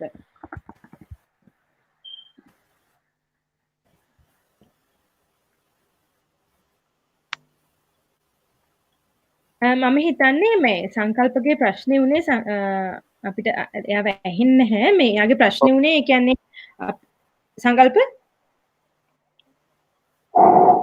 එයාගේ ප්‍රශ්නේ උනේ ඇත්තටම මේ වෙලාවේ අපි මේ තත්ත්වයක් එක්කලා සම්පකාරවලට බලය දෙන්න හැදුවත් ප්‍රයිවට් පෞද්ගලික ආයතනවලට තියෙනවා මාෆියා එකක්. පෞද්ගලික ආයතනවලට තියෙනවා ඒත් එක්ක කොහොමද අපි මේක ඇත්තටම ප්‍රායෝගිකව කරන්නේ? ඒ වගේ ප්‍රශ්නයක් තමයි ඉතිරිපත්. එහෙමයි. ඇත්ත ඊටාම හොඳ ඔබතුමා හොඳ දෙයක් කිව්වේ. හැබැයි මේ මාෆියාව හැමදාම තිබුණා. ඔබ දන්නවද රොත්තේ පුරෝගාමී ලෝකේ පළවෙනි පාරිභෝගික සම්පකාර සමිතිය පටන් ගන්නවා. මිනිස්සු 28 දෙනෙක් එක්කා වෙලා දුප්පත් මිනිස්සු සපත්තු හදන මේ මිනිස්සු එකතු වෙලා පටන් ගත්තේ. ඒගොල්ලෝ හැන්දෑවේ වැඩ ඇරලා වෙලා තමයි මේ කඩේ ආරම්භ කරන්නේ. කඩේ ආරම්භ කරන දවසේ මේ ඒ කාලේ එංගලන්තයේ තිබුණේ ගෑස් පයිප් කපලා තිබුණා. ඕන් ඉටිපන්දන් ගෙනලා ඒ නිසා එදා ඉඳලම විරුද්ධය තිබුණා. අද ඊට වඩා ප්‍රබල මාෆියාවක් තමයි තියෙන්නේ. හැබැයි මේ මාෆියාවට සමහර වෙලාවට මූණ දෙන්න සමහර සම්පකාරය ගැන විශ්වාස කරන රාජ්‍යයන් උදව් කළා තියෙනවා. ලංකාවේ වගේම ලෝකෙ ලංකාවේ උදාහරණයකට ගත්තොත් එහෙම පහුගිය කාලේ විශේෂයෙන්ම නම කිව්වට කමක් නැහැ. පන්දුල ගුණවර්ධන ඇමතිතුමා සම්පකාර මෙතන හැටියට ඉන්න කාලේ මේ ලංකා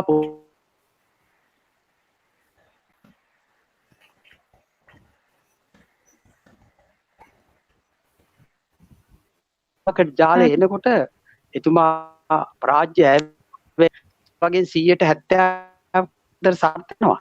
මෙහෙමයි. මේ ඉන්නේ නැහැ. මොකද ඔබ දන්නවා මේ අන්තරෝ බැඳී ගිය මේ මාපියාවත් එක්ක සටන් කරනවා කියන එක ලේසි නෑ. ඔබ දන්නවා බෙහෙත් වලට වෙච්ච දේ සේනක බිබිල වගේ තමන්ගේ ජීවිතේ වන්දේ කියන සිද්ධ වුණා. මේක තමයි ලෝකේ හැටි. හැබැයි ඉතින් මෙහෙම මේකට බය කියලා අපිට මේක අතහැරලා දාන්න බෑ. ඒ නිසා මම 100%ක් ඔබ කිව්ව එක කියන හැබැයි අපිට බැරි කමක් නෑ. අපිට පුළුවන් වුණොත් පින් මට්ටමේ මම දකින්නේ මේකයි.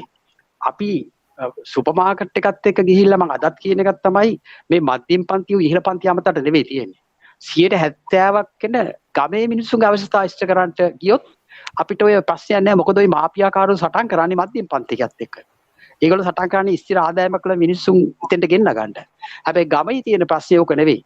ගමේ දුප්පත් ගොවියගේ, දුප්පත් පෙලෙන්දගේ, දුප්පත් රජයේ සේවකයාගේ, දුප්පත් සම්පකාර සේවකයාගේ, දුප්පත් පුද්ගලිකගේ මෙන්න මෙයාගේ අවශ්‍යතාවන් ඉෂ්ට කරන්න පුළුවන් විදිහේ සම්පකාර ක්‍රමයක් අපි ගොඩ නැගුවොත් එහෙම අපිට ওই මාපියාවට මුහුණ දෙනවා කියන එක තරම් ප්‍රශ්නයක් නෙවෙයි.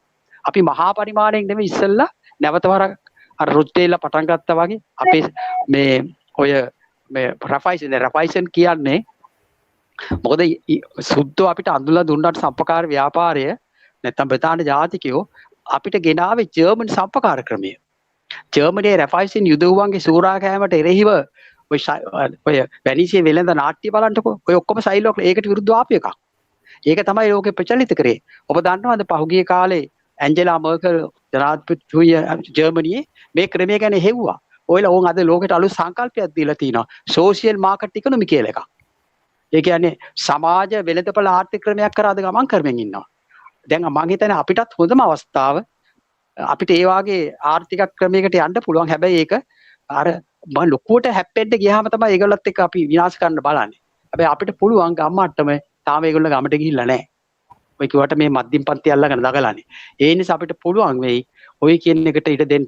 මොකද අපි අවතන්ට ඕනේ අපේ රටේ ඩොලර් 2ට අඩු ආදායමක් තාමත් ලබන අහිංසක මිනිස්සු ඇමතුව සම්පකාර ව්‍යාපාරය යමක් කරන්න පුළුවන් කියලායි මට සංකල්ප මහත්තයට දෙන්න තියෙන උත්තරේ. බොහොම ස්තුතියි බුලත්තුම මහත්මයා ඔබතුමාගේ අද දවසේ සහභාගීත්වයට අපි ගොඩක් ස්තුතිවන්ත වෙනවා අදහස් බෙදාගත්තට. ඇත්තටම අපි කැමති තව වෙලාව තිබුණා නම් ඒත් අද ට්‍රාන්ස්ලේෂන්ස් උත් එක්ක අපි ගොඩක් වෙලාව අරගෙන තියෙනවා සාකච්ඡාවට. අපේ මේ අද ඇත්තටම මේ අපේ chat section එකේ ගොඩක් තොරතුරු හොමාරු වුණා. බොහොම ස්තුතියි අහිලන්. Thank you, Ahilan, that you have answered most of the questions, and we will share the chat log in the mailing list. And if you haven't joined the Google group yet, please join the Google group and share your views and your ideas as well. So we will give the last 2 minutes for Ahilan to respond to the questions, some of the questions, and brief your final thoughts. අද සහභාගී වෙච්ච හැමෝටමත් ස්තුතියි. Translation කරන්න අමාරුයි ගොඩක් වෙනවා. I want to thank you giving this opportunity to express my views about the cooperative movement. Thank you very much for giving this opportunity. Okay. Thank you. Thank you, Mr. Bulatgama. Amali, thank you අපිට speakers ලා coordinate කරන්න ගොඩක් මහන්සි වෙනවා ඔයා. එතකොට translate කරාටත් බොහොම ස්තුතියි. අහිලන් අපි අවසාන වශයෙන් අදහස් ප්‍රකාශ කරන්න අවස්ථාව දෙමු. එතකොට අපේ අද YouTube link එක අපි share කරා. ඒකේ live streaming එක ගියා. මේ discussion එකේ ඔයාලට මග හැරිච්ච තැන් තියෙනවා නම් YouTube එකේ ඉතුරු ඒ discussion එක බලන්නත් පුළුවන්. බොහොම ස්තුතියි. අහිලන්, you have the final 2 minutes to brief your thoughts. Thanks. Yeah, can you hear me? Yes. Okay, I mean, I think a lot of the questions are coming up. You know, there are no technical answers to the cooperatives, right? Ultimately, it's about social mobilization. You know, how much, starting at the village level, communities start to mobilize and to mobilize independently as a movement. So, you know, people think of cooperatives as a sector, but it really should be a movement. And it can come from different places. So the fishing community can start as a fisheries cooperative movement.